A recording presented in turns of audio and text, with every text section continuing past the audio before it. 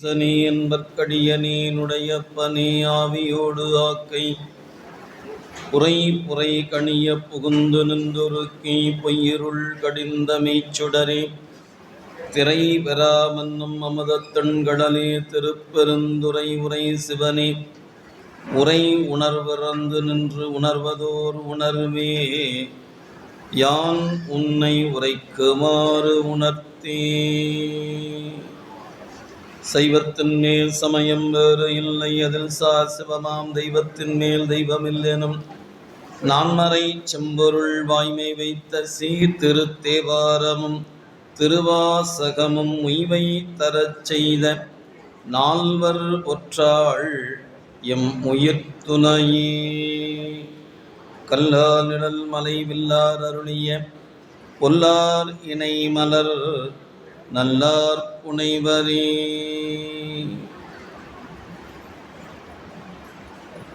மாதொரு பாகம் நோக்கி மண்ணு சிற்றம்பலத்தே ஆதியும் முடிவுமில்லா அற்புத கூத்தாடுகின்ற சிவகாம சுந்தரி அம்மையுடனாகி ஞானப் பெருங்கூத்தருடைய திருவடி தாமரைகளை மனம் மொழி மெய்களாலே வணங்கி மகிழ்ந்து நந்தம் பெருமக்களாகிய நாயன்மாருடைய திருவடி தாமரைகளையும் அடிநாயேனை இச்செந்நெறியில் ஆற்றுப்படுத்தி அருகுருநாதருடைய திருவடிகளையும் ஆசிரிய பெருமக்களுடைய திருவடிகளையும் இனிய நேரத்தில் மனம் மொழி மெய்களாலே வணங்கி மகிழ்ந்து நமது சேலம் மாநகரில் அமைய பெற்றிருக்கின்ற அம்மாப்பேட்டை பகுதியில் கடந்த 39 ஆண்டுகள் இந்த விழாவை நடத்தி 40வது ஆண்டில் மார்கழி பெருவிழாவில் முன்னின்று நடத்தி கொண்டிருக்கின்ற நிர்வாகத்தை சார்ந்திருக்கின்ற பெருமக்கள், மேடையிலே வாழ்த்துறை வழங்கியிருக்கக்கூடிய சான்றோர் பெருமக்கள், பல்வேறு பகுதிகளிலிருந்து வருகை தந்திருக்கின்ற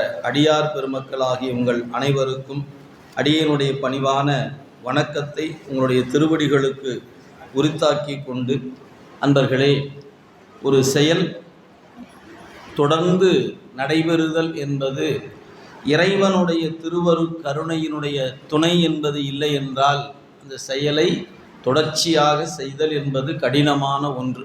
அந்த வகையில் இறைவனுடைய பெருங்கருணை துணை நிற்க 40வது ஆண்டில் தொடர்ந்து 30 நாட்களும் இந்த அருள்ஞான பெருவிழாவை நடத்துகின்ற வாய்ப்பை பெருமக்களுக்கு இறைவன் கொடுத்திருக்கின்றார். அந்த கருணையை போற்றி வணங்கி கொண்டு வாழ்த்துறை வழங்கிய பெருமக்கள் அனைவருமே நீண்ட நேரம் நல்ல முறையில் அவர்களே சொற்பொழிவு ஆற்றக்கூடிய பெருமக்கள் தான்.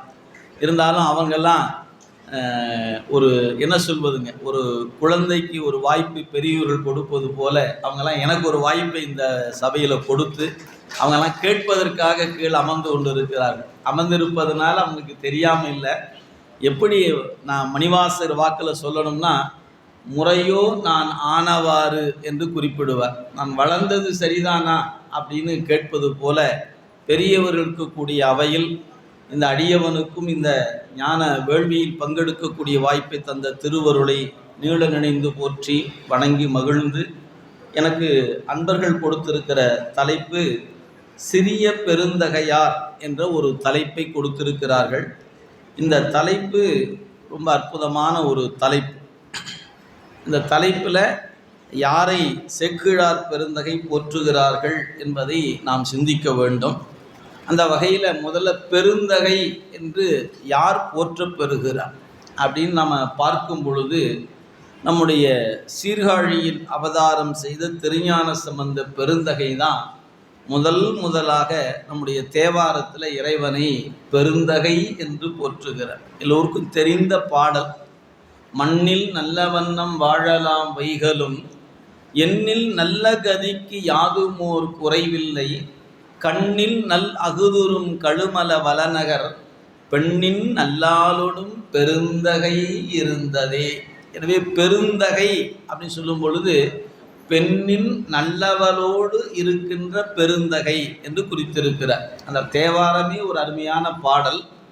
நம்முடைய மனித வாழ்க்கையை நல்ல வண்ணம் வாழலாம் என்று உலகத்துக்கு அறிவுறுத்தியவர் நம் ஞானசம்பந்த பெருந்தகை.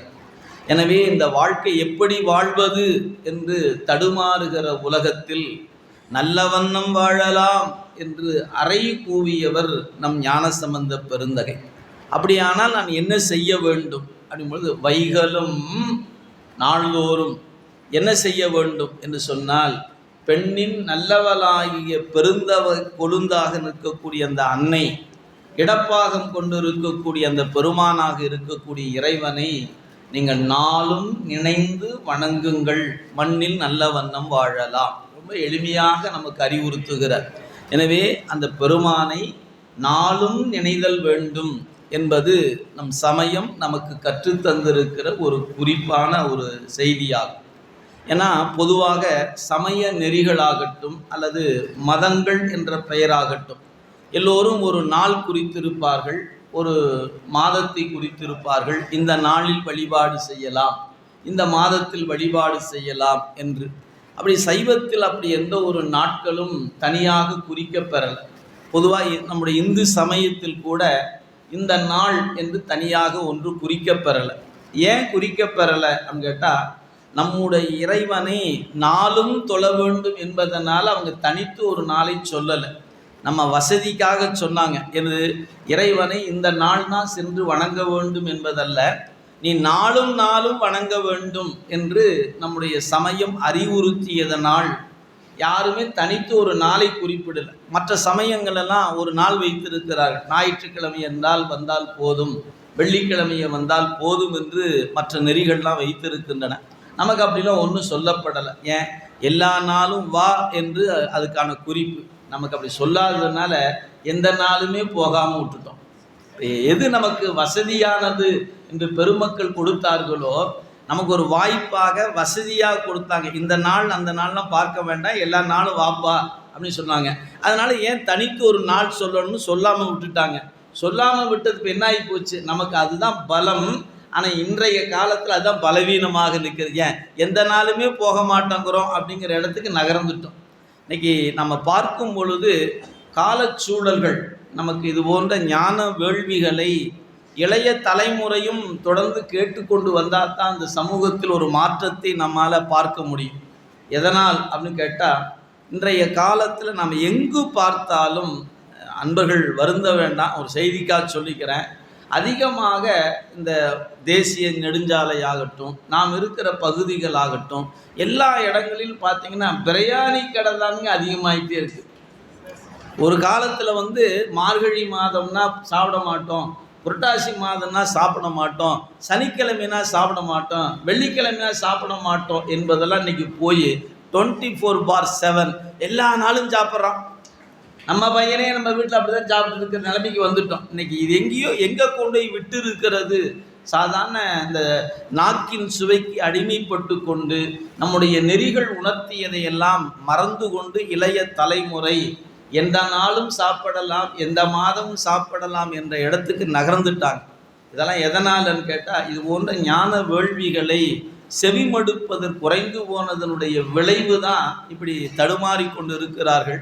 இறைவன் அந்த தடுமாற்றத்தை நீக்கி இந்த நெறியை பாதுகாத்து கொடுக்க வேண்டும் என்று பெருமானிடத்தில் ஒரு விண்ணப்பத்தை வைத்து கொண்டு, பெண்ணின் நல்லவளாகிய பெருந்தவ கொழுந்து என்பது அம்மையை குறிக்கின்ற தொடர்.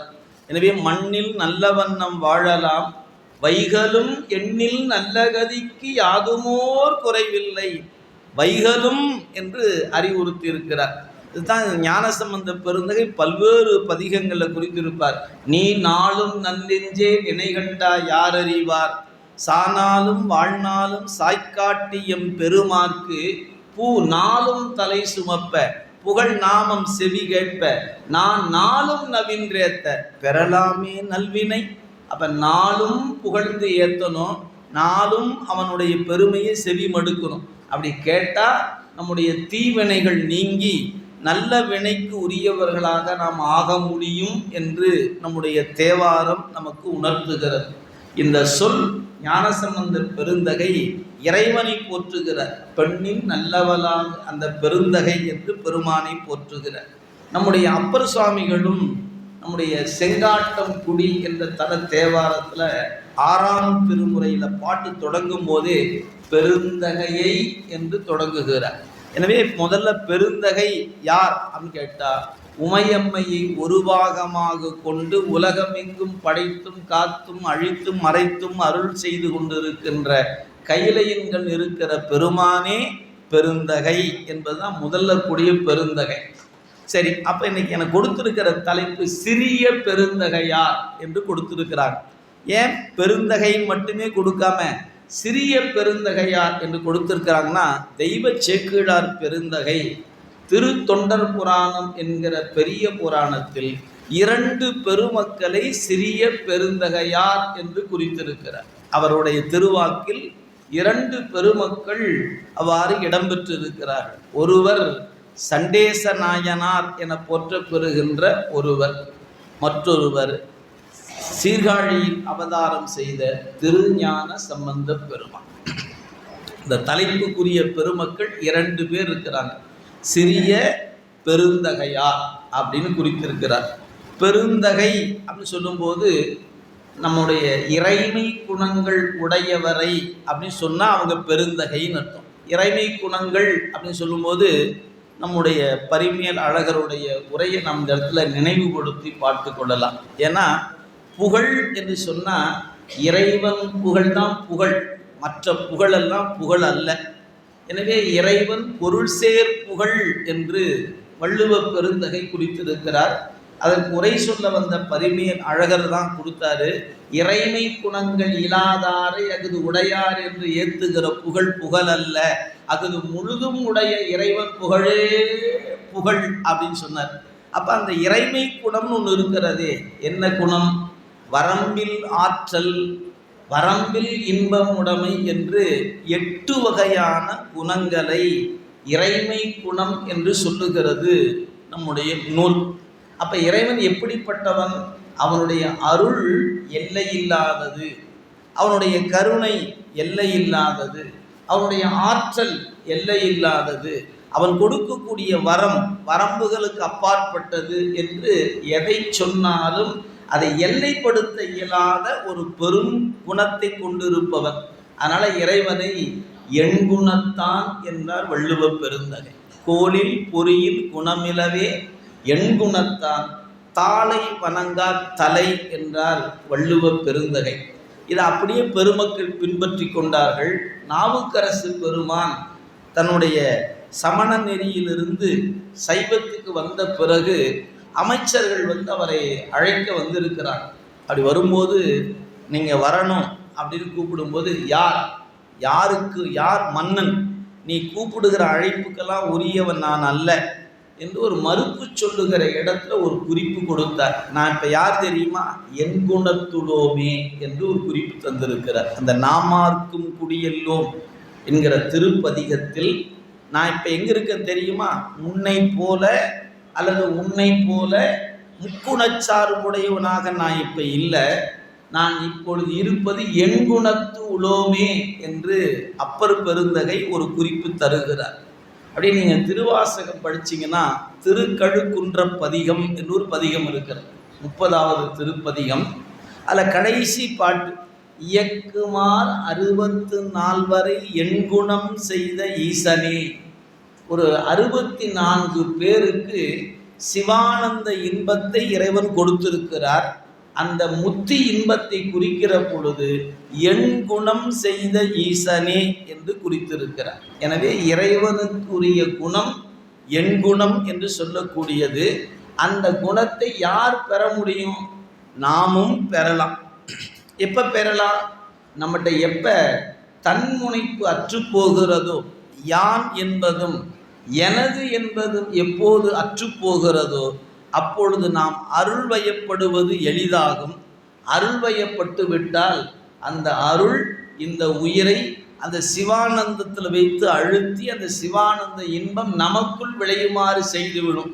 அப்படி செய்யும்போது நாமும் எண்குணத்துளோம் என்கிற இடத்துக்கு வரலாம் என்று சைவ சித்தாந்த ஞான சாத்திரங்கள் நமக்கு தெளிவுபடுத்துகின்றன. எனவே இறைமை குணம் என்று சொல்லக்கூடியது எண்குணத்தை என்பதை நாம் நினைவில் கொள்ளுதல் வேண்டும்.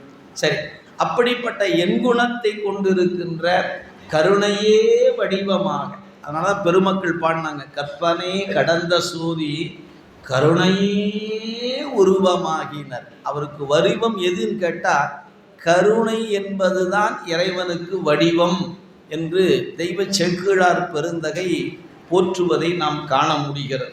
எனவே கருணை கருணை என்று சொன்னால் அந்த கருணை எப்படிப்பட்ட கருணை? எல்லை இல்லாத கருணை. ஒரு எல்லைக்கு உட்படுகிற கருணை அல்ல, எல்லை இல்லாத கருணை என்பது பெருமக்கள் நமக்கு உணர்த்துகிறார். எனவே அத்தகைய ஆற்றலை, அந்த குணத்தை கொண்டிருக்கக்கூடிய இறைவனை நாம் பெருந்தகை என்று போற்றுகிறோம். சரி, அந்த குணங்கள் நாயன்மார்கள் அனைவருக்கும் பொருந்தும். அப்படி இருக்கும்போது இரண்டு பேரை மட்டும் சிறிய பெருந்தகை என்று ஏன் குறிக்க வேண்டும்? அப்படிங்கும்போது தான் அந்த சொல்லை நாம் சிந்தித்து பார்க்கிறோம். சிறிய என்பது வடிவத்தில் சிறியவர்கள், வயதில் சிறியவர்கள், ஆனால் அறிவு நிலையில் காணும்போது அவர்கள் மிக பெரியவர்கள். எனவே வயதில் சிறியவராக இருப்பினும் அறிவு நிலையில் பெரியவர்களாக இருப்பதனால இரண்டு பெருமக்களை சிறிய பெருந்தகையார் என்று செக்கிடார் பெருந்தகை பெரிய புராணத்தில் குறித்து அருள் செய்கிறார். இந்த இரண்டு பெருமக்களையும் உள்ள நுழைந்து பார்த்தோம்னா ஏன் அவ்வாறு சொல்லுகிறார் என்பதற்கு நம்ம சற்று விரிவான செய்தியை காண முடியும். அதற்குள்ளே போவதற்கு முன்பாக இந்த இரண்டு பெருமக்களை நமக்கு அடையாளப்படுத்துபவர் நம்பி ஆரூரராகிய சுந்தரமூர்த்தி சுவாமிகள். அவங்க திருத்தொண்ட தொகை அப்படி ஒரு பதிகம் பாடுகிறாங்க.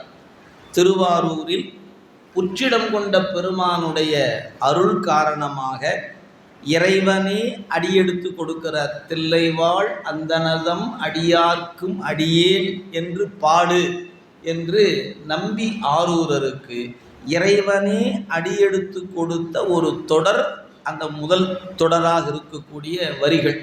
அதை கொண்டு நம்பி ஆரூரராகிய சுந்தரமூர்த்தி சுவாமிகள் அந்த திருக்காவனம் என்கிற மண்டபத்து முன்பு வந்து நின்று உள்ளிருக்கக்கூடிய அடியார்களை எல்லாம் இந்த பதிகம் சொல்லி வணங்குகிறார். அப்படி வணங்கும் பொழுது ரெண்டு நாயன்மார்களை எப்படி வணங்கி இருக்கிறார் என்பதை பார்த்தோம்னா நம்ம புரிந்து கொள்ள முடியும். பெரும்பாலும் இந்த திருத்தொண்ட தொகை என்கிற பதிகம் ஒரு வியப்புக்குரிய பதிகம்.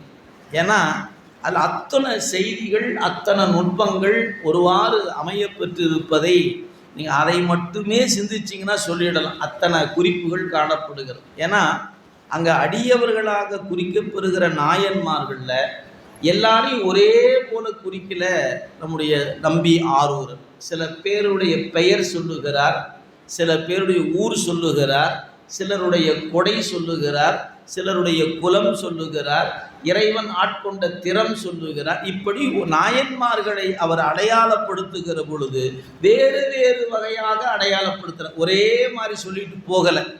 நீங்கள் அதை உற்று நோக்கினால் நமக்கு நன்கு புலப்படும். உதாரணத்துக்கு முதல் பாடலை எடுத்துக்கொள்ளுங்க. தில்லைவாழ் அந்தனதம் அடியார்க்கும் அடியே. இது ஒரு தனி அடியவரை குறிப்பிடலை, பொதுவாக எல்லோரையும் குறித்தது. எனவே இதுக்கு தொகை அடியார் அப்படின்னு அவங்கள குறிக்கும். சரி, அடுத்தது திருநீல கண்டத்து குயவனார்க்கு அடியேன். திருநீல கண்டர் என்பது திருநாமம், அவருடைய மரபு குயவர் என்கிற மரபு, அவருக்கு நான் அடியேன். திருநீல கண்டத்து குயவனார்க்கு அடியேன். இல்லையே எண்ணாத இயற்பகைக்கும் அடியேன். இல்லை என்று சொல்லாத இயற்கை என்ற ஒன்றுக்கு பகையானவர். இயற்பகை, இயற்கைக்கு பகையானவர். இயற்பகையார் ரெண்டு பொருள் இருக்குது. இயற்கைக்கு அவர் பகை இல்லைன்னு ஒரு பொருள் இருக்கிறது, இயற்கைக்கு பகைன்னு ஒரு பொருள் இருக்குது. எந்த இயற்கைக்கு அவர் பகையார், எந்த இயற்கைக்கு அவர் பகையானவர், அந்த புராணம் படிக்கும்போது நீங்கள் தெரிந்து கொள்ளலாம். எனவே அவரை பற்றி சொல்லும்போது அவருடைய குலம் சொல்லலை, அவருடைய தொண்டு அப்படிங்கிற ஒன்று மட்டும்தான் சொல்லப்பட்டது. அவருடைய வேற எதுவும் அவரை பற்றி குறிப்பிடலை. இந்த பெயர் கூட அவருடைய இயற்பெயர் அல்ல. கொடுத்து கொடுத்து கொடை கொடுத்து கொடுத்து ஒரு பெயர் பெறுகிறார். எப்படி கொடுத்தார்? இல்லை என்று சொல்லாது கொடுத்து கொண்டிருந்தவர் என்பதனால இல்லையே எண்ணாத இயற்பகையார் அப்படி குறித்தார். அவர் ஊரு நாடு பேர் ஒன்றும் சொல்ல. அடுத்த வரி சொன்னார், இல்லையே எண்ணாத இயற்பகைக்கும் அடியேன் அப்படின்னு சொன்னவர் தில்லைவாழ் அந்தனதம் அடியார்க்கும் அடியேன் திருநீல கண்டத்து குயவனார்க்கடியேன் இல்லையே என்னாத இயற்பகைக்கும் அடியேன் இளையாந்தன் குடிமாறன் அடியார்க்கும் அடியேன். இளையான் குடி என்பது ஊரின் பெயர், மாறனார் என்பது நாயனாருடைய பெயர், அவருக்கு அடியேன். இப்போ அவர் என்ன பண்ணாரு அதில் தெரியல. இளையான்குடி மாறனான் ஒரு ஊர் இருக்குது, அதில் மாறனான் ஒருத்தர் இருக்கிறார், அவருக்கு அடியேனார். அப்போ திருநீல கண்டத்து குயவனார் சொல்லும்போது மண்பாண்டம் செய்தார் என்று தெரிகிறது. இல்லையே என்னாத இயற்பகை என்கிறது கொடையாளர் என்பது தெரிகிறது. இளையாந்தன் குடிமாறன் அடியாருக்கும் அடியன்னா என்ன செஞ்சாருன்னே தெரியல. ஊரு பேர் இருக்குது, ஊர் இருக்குது, பேர் இருக்குது, பேர் செய்தி ஒன்றுமே இல்லை. ஆக இளையாந்தன் குடிமாறன் அடியாருக்கும் அடியேன் வெல்லுமா மிகவல்ல மெய்ப்பொருளுக்கு அடியேன். வெல்லவே முடியாத உண்மை தன்மையில் நின்ற மெய்ப்பொருள் என்று சொல்லக்கூடிய ஒருவருக்கு அடியேன். வெல்லுமா மிகவல்ல மெய்ப்பொருளுக்கு அடியேன் விரி பொழி சூழ் குன்றையார் விரண்மிண்டற்கடியேன். இப்படி 11 பாட்டிலையும் ஒவ்வொரு நாயன்மாரை குறிக்கின்ற பொழுது ஒரே போல குறித்து அந்த பதிகம் சொல்லவில்லை. சரி, அப்படிப்பட்ட அந்த திருத்தொண்ட தொகை இந்த பதிகம் இறைவன் அடியெடுத்து கொடுத்த பதிகம். அந்த பதிகத்தில் இந்த 2 பெருமக்களை சுந்தரமூர்த்தி சுவாமிகள் எவ்வாறு துதிக்கின்றார்கள் அப்படின்னு நீங்கள் பார்த்தீங்கன்னா அது ஒரு சின்ன குறிப்பு. இப்போ இந்த நாயன்மார்களை வணங்கும் போது ஒரு அடியில் வணங்குவது, அரை அடியில் வணங்குவது, கால் அடியில் வணங்குவது, வரி கணக்கில் சொன்னீங்கன்னா அந்த 8 சீர் உடையது அந்த பாட்டு, 8 சீர். அப்போ தில்லைவாழ் அந்தனதம் அடியார்க்கும் அடி இறைவர் கொடுத்தது. திருநீல கண்டத்து குயவனார் கடியேன்னு சொல்லும்போது தான் ஒரு வரி முடியுது. 4 சொல் இறைவனது, 4 சொல் சுந்தரமூர்த்தி சுவாமி. அப்போ ஒரு வரி என்பது 8 சீருடையது. அடுத்த வரி சொல்லும்போது அரை அடி தான் சொல்றாரு. திருநீல கண்டத்து குயவனார் கடியேன், வரலாறு முடிஞ்சு போச்சு. திருநீல கண்டத்து குயவனார் கடியேன்னு சொல்லும்போது அரை அடி தான் சொல்லியிருக்கிறார், ஒரு அடி கூட முழுசா சொல்லலை. 4 சொல்லுல நாயன்மார் வரலாற்றை சொல்லி வணங்கிட்டார். ஆக அதுபோல இளையாந்தன் குடிமாறன் அடியாருக்கும் அடியேன் வெல்லுமா மிகவல்ல மெய்ப்பொருளுக்கு அடியேன் விரிபொலிசு குன்றையார் விரண்மிண்டற்கு அடியேன். இப்படி அரை அடி தான் வந்திருக்கு. சரி, ஒரு அடியில் எத்தனை பேருக்கு சொல்லியிருப்பாரு? சில நாயன்மார்களை ஒரு அடியில் குறிப்பிடுகிறார். உதாரணத்துக்கு திருநாவுக்கரசர், திருநின்ற செம்மையே செம்மையா கொண்ட திருநாவு அரையந்தன் அடியார்க்கும் அடியேன் 8 சீர் கொண்டு வணங்குறார். அப்படி சில நாயன்மார்களை ஒரு வரியில குறித்திருக்கிறார் என்று கருதி கொள்ளலாம். இன்னும் சில பேர் ஒரு வரி இல்லை, அரை வரியும் இல்லை, கால் அடி தான். எப்படி கால்? ஒரே அரை அடிக்குள்ள 2 பேர்த்த சொல்லிட்டார். கடைசி பாட்டை கவனிச்சு பார்த்தீங்கன்னா மன்னியசி மறைநாவன் நின்ற ஊர் பூசல் வரிவலையால் மாணிக்கும் நேசனுக்கும் அடியேன். வரிவலையாள் என்பது மங்கையர்க்கு அரசியார், நேசநாயனார் என்ற ஒரு நாயனார், 2 பேர்த்தையும் அரை அடியில் சொல்லி அடக்கிட்டு போயிட்டார்.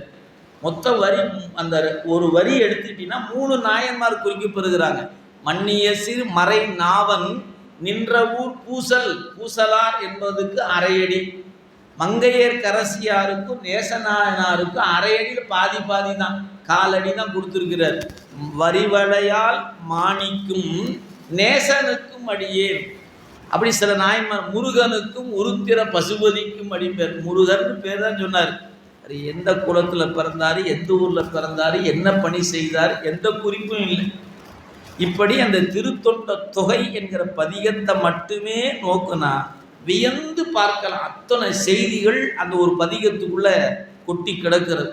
நமக்கு அந்த இடம் அதுக்குள்ள போற வேலை இல்லை. நமக்கு வேண்டியது என்னன்னு கேட்டால் 2 பெருமக்களை எப்படி துதித்திருக்கிறார் அப்படிங்கும்போது நம்முடைய சண்டேச நாயனாரை அந்த திருத்தொண்ட தொகை பதிகத்தில் வணங்கும் பொழுது வரிசையில் பார்க்கும்போது 3வது பதிகம், 3வது பாடல். உம்மையால் உலகாண்ட மூர்த்திக்கும் அடியேன் முருகனுக்கும் உருத்திர பசுபதிக்கும் அடியேன் செம்மையே திருநாளை போவார்க்கும் அடியேன் திருக்குறிப்பு தொண்டர்தம் அடியார்க்கும் அடியேன். இதோட நாயனார் சொல்லி இப்போ அவருக்கு வரார். மெய்மையே திருமேனி வழிபடா நிற்க வெகுண்டெழுந்த தாதை தாழ் மலுவினால் எரிந்த அம்மையார் அம்மையான் அடிச்சண்டி பெருமானுக்கு அடியேன். இப்போ நீங்கள் அந்த வரி கணக்கு போட்டிங்கன்னா 1.5 அடியில் அவரை வணங்குறார். 1/4 அடி, 1/2 அடி, 1 அடி போய் இவர் எவ்வளோ 1.5 அடியில் வணங்குறார். ஆக மெய்மையே திருமேனி வழிபடா நிற்க, இவர் சிவலிங்க திருமேனியை கண்டு வழிபாடு செய்து கொண்டிருக்கிற நிலையை பார்த்த தந்தை மகிழ்ச்சி அடையாம கோபம் கொண்டார். தன்னுடைய குழந்தை சிவபூசை பண்ணுவதை பார்த்து மகிழ வேண்டிய தந்தை கோபம் கொண்டார். கோபம் கொண்டதனால் என்ன பண்ணாரு? அந்த பூசைக்கு இடையூறு செய்கிறார். எனவே வெகுண்டெழுந்த தாதை, அப்படி வெகுண்டெழுந்த தாதையினுடைய தாழ் தடிந்த அம்மையான் அடிச்சண்டி பெருமானுக்கு அடியேன் என்று திருத்தொண்ட தொகையில் 1.5 அடியில துதிக்கப்பட்ட நாயனார் சண்டேச நாயனார் அப்படின்னு நமக்கு தெரிகிறது. அதே போல இன்னொரு நாயனார் 1.5 அடியில துதிக்கப்படுகிறார். அவர் யார்? திருஞான சம்பந்த பெருமான். சேக்கிழார் பெருந்தகை நம்முடைய நம்பிகள் ஆரூர பெருமான் பதிகம் கொடுத்த பிறகு அதுக்கப்புறம் தான் 12ஆம் நூற்றாண்டு தான் வரார்.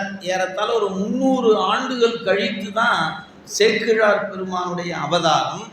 அவங்க புராணத்தை சொல்லும் பொழுது இங்கே குறிக்கப்பட்டிருக்கிற அந்த வரிகள் அவருடைய நெஞ்சுக்குள்ள குறிப்பாக இறைவன் உணர்த்துகிறார். எனவே நம்முடைய ஞானசம்பந்த பெருமானை குறிக்கும் பொழுது அந்த திருப்பதிகத்தில் 5வது பாட்டில் சொல்றாரு, பம்பரா பரிவண்டு மனம் நார மலரும் மதுமலர் கொன்றையான் அடியலார் பேணா எம்பிரான் சம்பந்தன் அடியார்க்கும் அடியே. அப்போ இந்த பதிகத்தில் 2 நாயன்மார்கள் தான் 1.5 அடியில் துதிக்கப்படுகிறார்கள். அந்த 2 பெருமக்களையும் சேக்கிழார் பெருமான் சிறிய பெருந்தகையார் என்று குறித்திருக்கிறார். என்ன காரணத்தினால? சண்டேச நாயனாருடைய வயது 7 வயது. அவர் உபநயனம் முடித்து கொண்டு பாடசாலைக்கு போனார். இறைவன் அருளை பெற்றார். நம்முடைய ஞானசம்பந்த பெருந்தகை இறைவன் அருளை பெறுகிற பொழுது அவருக்கு வயது 3 வயது. 16 ஆண்டு காலம் இந்த மண்ணில் தன்னுடைய சிவப்பணியை செய்துவிட்டு இறைவனோடு கலந்தவர். எனவே இந்த 2 பெருமக்களுமே வயதில் மிகச் சிறியவர்களாக 5 வயதிலேயே ஒருவருக்கு ஞானம் பிரகாசிக்க தொடங்கியது. ஆனால் 7 வயது இருக்கும் பொழுது பாடசாலைக்கு சென்ற பிறகு அங்கே நடக்கூடிய நிகழ்வில் அவர் மிகப்பெரிய பேறு பெறுகிறார் அவர். எனவே அவரை சிறிய பெருந்தகையார் அப்படின்னு கொடுத்தார். வயது தோற்றத்தில் அவர் சிறியவர், ஆனால் அறிவு நிலையில் மிகச்சிறந்தவர் என்று குறித்திருக்கிறார். அதே போல ஞானசம்பந்த பெருந்தகையை காணும் பொழுது 3 வயதிலேயே இறைவனை பாடியவர், சுட்டி காட்டியவர், அத்தகைய பெருமைக்குரியவர். எனவே இந்த 2 பெருமக்களையும் நம்பி ஆரூரரும் விரிந்த நிலையில வணங்கி இருக்கிறார். சேக்கிழார் பெருந்தகையும் அவ்வாறு அந்த விரிவுக்கு ஏற்ப துதித்து மகிழ்கிறார் என்பது தெரிகிறது. இதுல ஞானசம்பந்தரை குறிக்கும் போது எப்படி சொல்றாரு? வம்பரா வரி வண்டு மனம் நார மலரும் மதுமலர் கொன்றை.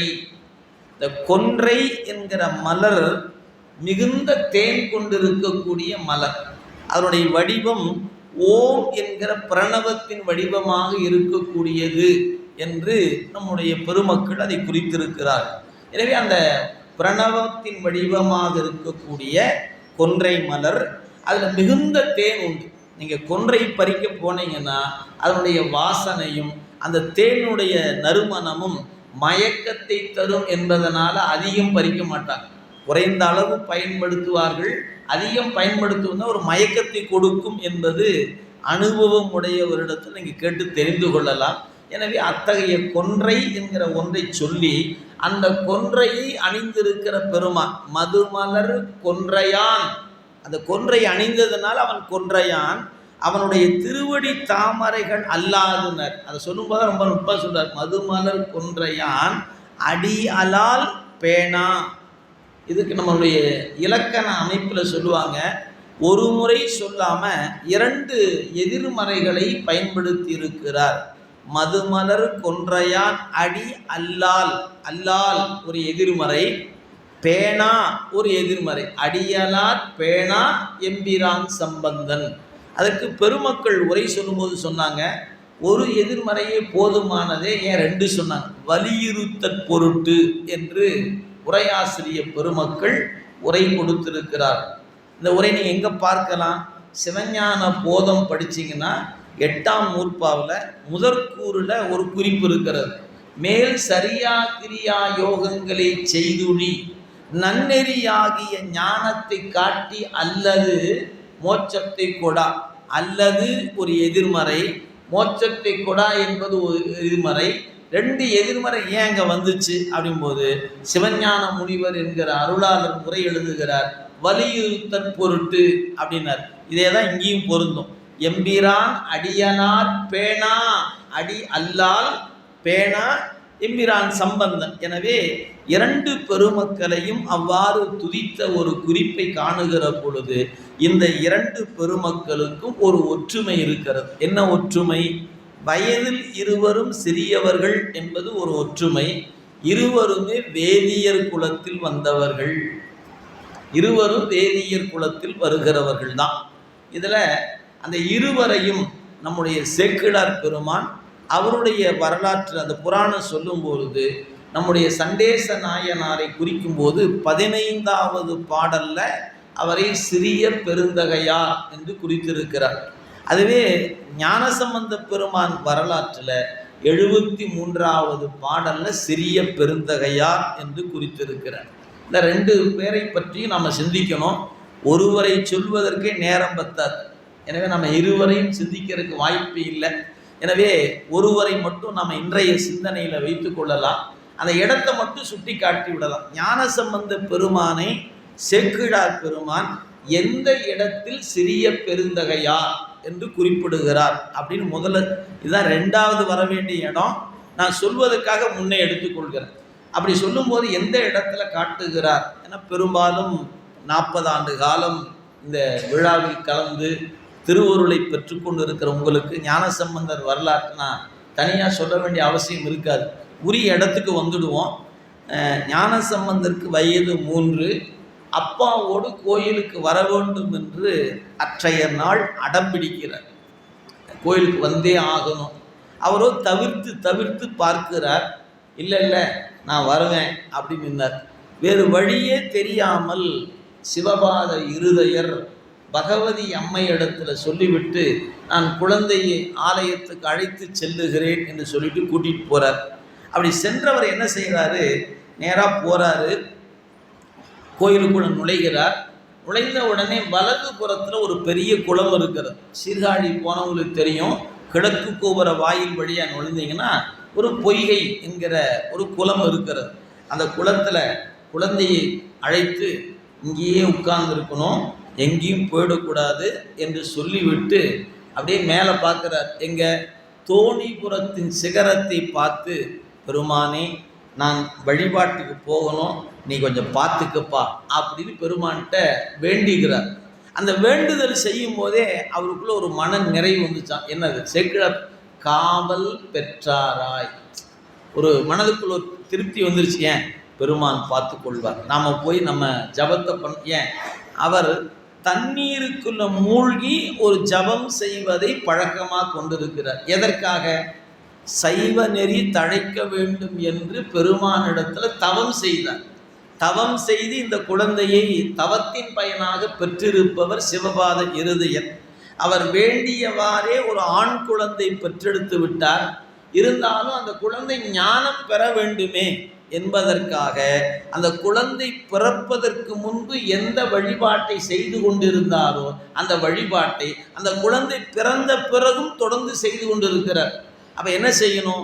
இவரை படிக்கட்டின் மேலே உயரமான இடத்துல அமர்த்தி விட்டு இவர் கீழே இறங்கி போய் தண்ணீருக்குள்ள மூழ்கி மந்திரம் சொல்லுதல், அதுக்கு பேர் அகமருடம் என்று சேக்கிழார் பெருமான் அந்த பெயரை குறிப்பிடுகிறார். அந்த அகமருடம் என்கிற ஜபத்தை தண்ணீருக்குள்ளே இருந்து சிந்திக்க வேண்டும் என்று கருதி சிவபாத இருதயர் தோணியப்பரை வணங்கி கொண்டு குளத்துக்குள்ளே தண்ணீரில் இறங்கி மூழ்குகிறார். அப்படி மூழ்கி அவர் பாட்டுக்கு சிந்திச்சிட்ருக்கிறார். நல்லா நினைவில் கொள்ளணும், ஒரு சின்ன உதாரணத்துக்காக நான் சொல்கிறேன். நாம் இப்போ கோயிலுக்கு போகிறோம். இன்றைக்கெல்லாம் நமக்கு மிதியடிகள் இலவசம், யாருக்கும் காசுலாம் தர வேண்டியதில்லை. அப்போ போய் எங்கே பண்ணுவோம்? பத்திரமா பார்த்து யார் கண்ணிலும் படாத இடத்துல செருப்பு கொண்டு விட்டுட்டு உள்ளே போயிடுவோம். போயிட்டு சாமி கும்பிடும்போது செருப்பு பத்திரமா இருக்குமா பெருமானே, ஏன் போன வாரம் தான் வாங்கினேன் புது செருப்பு பத்திரமா இருக்கணும். இப்போ சாமிகிட்ட போய் கேட்குறதெல்லாம் மறந்து போயிட்டு செருப்பு பத்திரமா இருக்கணும் ஐயா அப்படின்னு தான் கேட்டுக்கொண்டு நிற்பது தான் நம்ம மனநிலை. சாதாரண செருப்புக்கே நம்ம பற்று விட மாட்டேங்குது. இவர் தன் தவமிருந்து பெற்றெடுத்த குழந்தை, அந்த குழந்தையை படிக்கட்டு மேலே உட்கார வச்சாச்சு. தண்ணிக்குள்ளே போகும்போது இவன் ஒழுங்காக உட்கார்ந்துருப்பானா, எங்காவது போயிடுவானா, அப்பா காணணுமா, ஏதாவது அப்படி ஏதாவது பயம் வந்துச்சு அவருக்கு? இல்லை. அதனால சொன்னார், பெரும் காவல் பெற்றாராய். நம்ம பெருமான்ட்ட ஒப்படைச்சிட்டோம், அவர் பார்த்துக்குவார் அப்படிங்கிறத விட மறந்துட்டார். நேராக தண்ணிக்குள்ளே மூழ்கினார். தன்னுடைய கடமையாகிய ஜபத்தை தண்ணீருக்குள்ளது செய்து கொண்டே இருந்தார். அந்த குறிப்பிட்ட நேரம் அந்த ஜபம் செய்து முடித்த உடனே இவர் மேலே வரணும். இவர் வருவதற்குள்ள இப்போ இந்த குழந்தை படிக்கட்டில் உட்கார்ந்து இருந்தார் இல்லையா, அவருக்கு ஒரு பெயர் பெற்றோர்கள் வைத்திருந்தார்கள். என்ன பேருன்னு சேக்கிழார் சொல்லல். அவரை ஒரு நல்ல நாள் பார்த்து நாம கரணம் சூட்டினார்கள் சொன்னாரே ஒழிய இன்ன பேருன்னு சொல்லல். என்ன பாருங்க, இப்போ ஒரு குறிப்பு பாருங்க. அப்பர் பெருமான் என போற்ற பெறுகிற திருநாவுக்கரசர் முந்தைய பிறப்புல வாகீச முனியாக இருந்தான்னு போன பிறப்புல இந்த பேரை சொல்ற சேக்கிழார் பெருமான் இப்ப பேர் வச்சாங்கல்ல, சொல்ல வேண்டாமாயா அந்த பேரை? சொல்லலை. ஏன் சொல்லலைன்னு சேக்கிழார் பெருமாட்டம் கேட்கும். பார்க்குற அன்னைக்கு கேட்போம், ஏன் சாமி போன பிறப்புல பேரெல்லாம் சொன்னீங்க, இப்போ ஒரு பேர் வச்சாங்கல்ல, நாள் பார்த்து நட்சத்திரம் பார்த்து ஒரு பேர் வச்சாங்களே, நீங்கள் அந்த பேரை ஏன் சாமி சொல்லாமல் விட்டுட்டீங்க அப்படின்னு நம்ம சாமிகிட்ட கேட்க வேண்டிய கேள்விகள் அப்படி சிவருமான்கிட்ட கேட்கலாம். இல்லைன்னா சேக்கிழார் பெருமான்கிட்ட கேட்கணும்னு குறித்து வச்சுக்கிட்டோம்னா நாம் என்னைக்காவது சந்திச்சோம்னா அவர்கிட்ட கேட்டுக்கலாம், ஏன் இந்த பேரை நீங்கள் சொல்லாமல் விட்டுட்டீங்கன்னு. சரி, இப்போ ஒரு பெயர் வைத்திருந்தார்கள். அதனால் அவர் என்ன பண்ணிட்டாரு, இவரை சொல்லும் போதெல்லாம் பிள்ளையார் பிள்ளையார் பிள்ளையார்னு தான் சொல்கிறார். பிள்ளைன்னு சொல்லணும், ஆனால் ஞானத்துக்குரியவர் அல்லவா, எனவே அவரால் பிள்ளைன்னு சொல்ல முடியல. பிள்ளையார் ஆறு மிகுதி கொடுத்து கொடுத்தான் சொல்லிக்கிட்டே வரார். இப்போ அவர் படிக்கட்டு மேலே உட்கார்ந்து இருந்தவர் என்ன பண்ணுறாரு, அப்பா தண்ணிக்குள்ளே போகிறத பார்த்துக்கிட்டே இருக்கிறார். இப்போ நீங்கள் சிந்திக்கணும், இந்த குழந்தை அப்பா தண்ணிக்குள்ளே போகிறத பார்த்தோன்னே ஒரு சில நிமிடங்கள் கழிந்த பிறகு அழத் தொடங்குறார். அழும்போது எப்படி அழணும்? தண்ணியை பார்த்து தானே அழணும். ஆனால் அங்கே அப்படி அழலை. அவர் என்ன பண்ணாராம், தோணி சிகரம் பார்த்து அழுகிறார் அந்த குழந்தை. ஏன்னு கேட்டார். சேக்கிழார் பதிவு செய்தார், தம் மேலை சார்பு உணர்ந்து. அது ஏதோ பிறப்பில் செஞ்சு வச்ச புண்ணியம் ஒன்று இருக்கு பாருங்க. ஐயா கூட ஒருத்தவங்க பேசும்போது சொன்னாங்க, அந்த மாதிரி அந்த புண்ணியம் முந்தைய பிறப்பில் ஈட்டி வைத்திருந்த அந்த தவம் என்னாச்சு, இப்போ வந்து பயன் கொடுக்குற காலமாக இருந்துச்சு. எனவே நம்ம போல குழந்தையா இருந்துச்சு, அப்பா போன வழியை பார்த்துக்கிட்டே அழுதுட்டு உட்காந்துக்குமா இல்லையா? இப்போ நம்ம வீட்டில் பார்த்தீங்கன்னா தெரியும், வீட்டில் 2 வாசல் இருந்துச்சுன்னா வேலைக்கு போகிற நேரம் இந்த குழந்தை நான் அப்பா கூட வரேன்னு சொன்னால் என்ன ஒரு முன்னாடி போனால் குழந்தை வேலைக்கு போகிறேன் நானும் வருவேன்னு சொல்லும். ஏன் பைக்கில் உட்கார வச்சு அப்பா கூட்டிகிட்டு போவார்னு. ஆனால் பின்னாடி போகிற மாதிரி போவான். இந்த குழந்தை பின்னாடி பார்த்துட்டு இருக்கு, நம்ம அப்பா முன்னாடி போயிடுவார். ஏன் அந்த குழந்தைக்கு அவ்வளோதான் அறிவு. ஏன் நம்ம குழந்தை இல்லவா, அவ்வளோதான் அறிவு. ஆனால் இது ஞான சம்பந்தர் அல்லவா, தண்ணிக்குள்ளே போன அப்பாவை தண்ணிக்குள்ளே தானே பார்க்கணும். அப்பாவை காணணும் இங்கே தானே பார்த்து அழணும். அப்படி பார்த்து அந்த குழந்தை அழலை. என்ன பண்ணாரு, மேலை சார்பு உணர்ந்து முன்னை தவத்தின் பயனாக தோணி சிகரத்தை பார்த்து அம்மே அப்பா அம்மே அப்பா என்று என்று பல முறை அழுது அரற்றினார். அப்படி அவர் கூப்பிட்ட குரலுக்கு தோணியப்பருடைய செவிக்கு எட்டியது. அம்மையப்பராக 2 பேரும் முன்னாடி வந்துட்டாங்க. வந்து நின்றவர் அம்மையை பார்க்கிறார். உத்தரவு பெருமான். ஏன் அவ்வளோதான் ஏன் வாக்கே நோக்கிய மங்கை மணாளன் அல்லவா. எனவே அம்மா அவர் என்ன நினைக்கிறாரோ அதை செய்து முடிப்பவள். முன்னி அவள் நமக்கு முன்சுரக்கும் இன்னருளே என்ன பொழியாய் மழையேலோர் எம்பாவாய் என்பார் மாணிக்க வாசக பெருமான். எனவே அடியவருக்கு இறைவனை விட வேகமாக வந்து அருள் பாலிப்பவள் உமையம்மை என்பதனால பெருமானின் திருவுள்ளத்தை அறிந்த காரணத்தினால அம்மா இறங்கி வந்தாங்க. இறங்கி வந்து ஒரு தங்க கிண்ணம், அந்த கிண்ணத்தில் தனது மார்பில் இருந்து 2 தனத்திலும் பாலை சுரந்து அப்படியே சிவஞானம் என்ற ஒன்றை அப்படியே கலந்து என்ன பண்ணாங்களாம், அந்த குழந்தையை அழைத்து பக்கத்தில் உட்கார வைத்து அப்படியே வச்சு ஊட்டி விடுறாங்க. அது செய்தி சொல்றார், என்னறிய சிவஞானத்து இன்னமுதம் குழைத்து அருளி உன் அடிசில் என உமையம்மை ஊட்ட. அம்மா ஊட்டுறாங்க. அவர் அந்த பாலை சாப்பிட்டாரு, அழுகை தீர்ந்தார். இப்போ அப்படியே தங்க கிண்ணம் கையில் இருக்க அம்மையப்ப 2 பேரும் இருக்கிறாங்க. அப்பா உள்ளே போனவர் அந்த மந்திரம் சொல்லி முடித்தவர் என்ன பண்ணார், அப்படி மெல்ல எழுந்து மேலே வந்தார். மேலே வந்து பார்த்தவருக்கு அதிர்ச்சி ஆகிப்போச்சு. ஏன், இந்த குழந்தை கையில் ஒரு தங்க கிண்ணத்தை வச்சுக்கிட்டு இருக்குது, பால் வேற ஒழுதுகிட்டு நிற்கிது. அப்பாவுக்கு ரொம்ப கோபம் வந்துருச்சு. ஏன் அப்படின்னு கேட்டால், இந்த குழந்தை சிவப்பணி செய்ய வேண்டும், சிவபெருமானுக்கே பணி செய்ய வேண்டும் என்று பார்த்து பார்த்து வளர்த்து வருகிறார். யாரோ கொடுத்த ஒரு எச்சில் உணவை இந்த குழந்தை உண்ணுகிற நிலைக்கு வருமானால் அந்த உணவு கொடுத்தவருடைய உணர்வுக்கு உரியதாகவும் உணவின் உணர்வுக்கு உரியதாகவும் ஆச்சுன்னா பாடுபட்டு வளர்த்த அத்தனை வீணா போயிடுமேன்னு அவருக்கு கோபம் இருக்கு. எனவே மேலே வந்தவர் அந்த குழந்தையை பார்க்கிறார். நீ யாரு கொடுத்த எச்சில் பாலை உண்டது? இதுதான் அவர் கேட்ட கேள்வி. எனவே எச்சில் மயங்கிட உமக்கு ஈது இட்டாரை காட்டு. பக்கத்தில் பார்த்தாரு, ஒரு கோல் ஒன்று கடந்துச்சு, கையில் எடுத்தார். உனக்கு யார் கொடுத்தது அப்படின்னு எடுத்து அவர் மேலே அடித்தார் என்றே பதிவு செய்கிறார். ஓச்ச என்ற சொல்ல பயன்படுத்துகிறார் சேக்கிழார் பெருமான். எனவே ஈது இட்டாரை காட்டு என்று கை சிறு ஒரு மாறு கொண்டு ஓச்ச. அதான் அப்படி கேட்ட பொழுது அவர் என்ன பண்ணாராம், ஒரு காலை நிலத்தில் ஊன்றி ஒரு கால் அப்படி தூக்கி கொண்டு ஒரு கால் எடுத்தே சொல்ற, ஒரு கால் எடுத்தே அச்சிறிய பெருந்தகையார். இப்பதான் சொன்னார், யாரு, தோற்றத்தில் சிறியவர் அறிவில் பெரியவர். அச்சிறிய பெருந்தகையார் என்ன பண்ணாரு, அப்படியே கண்கள் இருந்து ஆனந்த வெள்ளம், கண்ணிலிருந்து தண்ணீர் பெருக்கு வருதுங்களாம். கண்ணீர் பெருக்கோடு இதோ எம்மை இது செய்த பிறான் இவன் அப்படின்னு காட்டினார். அப்போ அவருடைய நிலை என்னன்னு கேட்டால், ஒரு கால் நிலத்தில் ஊன்றி இருக்கிறார், ஒரு காலை தூக்கி நிற்கிறாரு. அந்த கண்கள் இருந்து கண்ணீர் பெருக்கு ஏற்படுகிறது. அந்த கண்ணீர் அப்பாவின் அச்சத்தில் மிரட்டதுனால வந்த கண்ணீர் அல்ல. உள்ளுக்குள்ள போச்சு பாருங்க, ஞானம் என்கிற பால். அந்த ஞானமாகிய பாலின் வழியாக சிவஞானத்தினுடைய ஆனந்தத்தில் அவர் கண்களிலிருந்து ஆனந்த கண்ணீர் வருகிறது. அப்பொழுது சொல்லுகிற பொழுது சேக்கிழார் பெருமான் இவரை சிறிய பெருந்தகையார் என்று குறித்திருக்கிறார். இது ஞானசம்பந்தருடைய இடம். இப்படி அப்பாவை காட்டினாரு. அப்பா பார்த்தார், ஒன்றுமே தெரியல அவருக்கு. ஏன், குழந்தையை சுட்டி காட்டுகிற இடத்துல ஒருவருமே தெரியல. அந்த குழந்தை சும்மாலாம் சொல்லலை.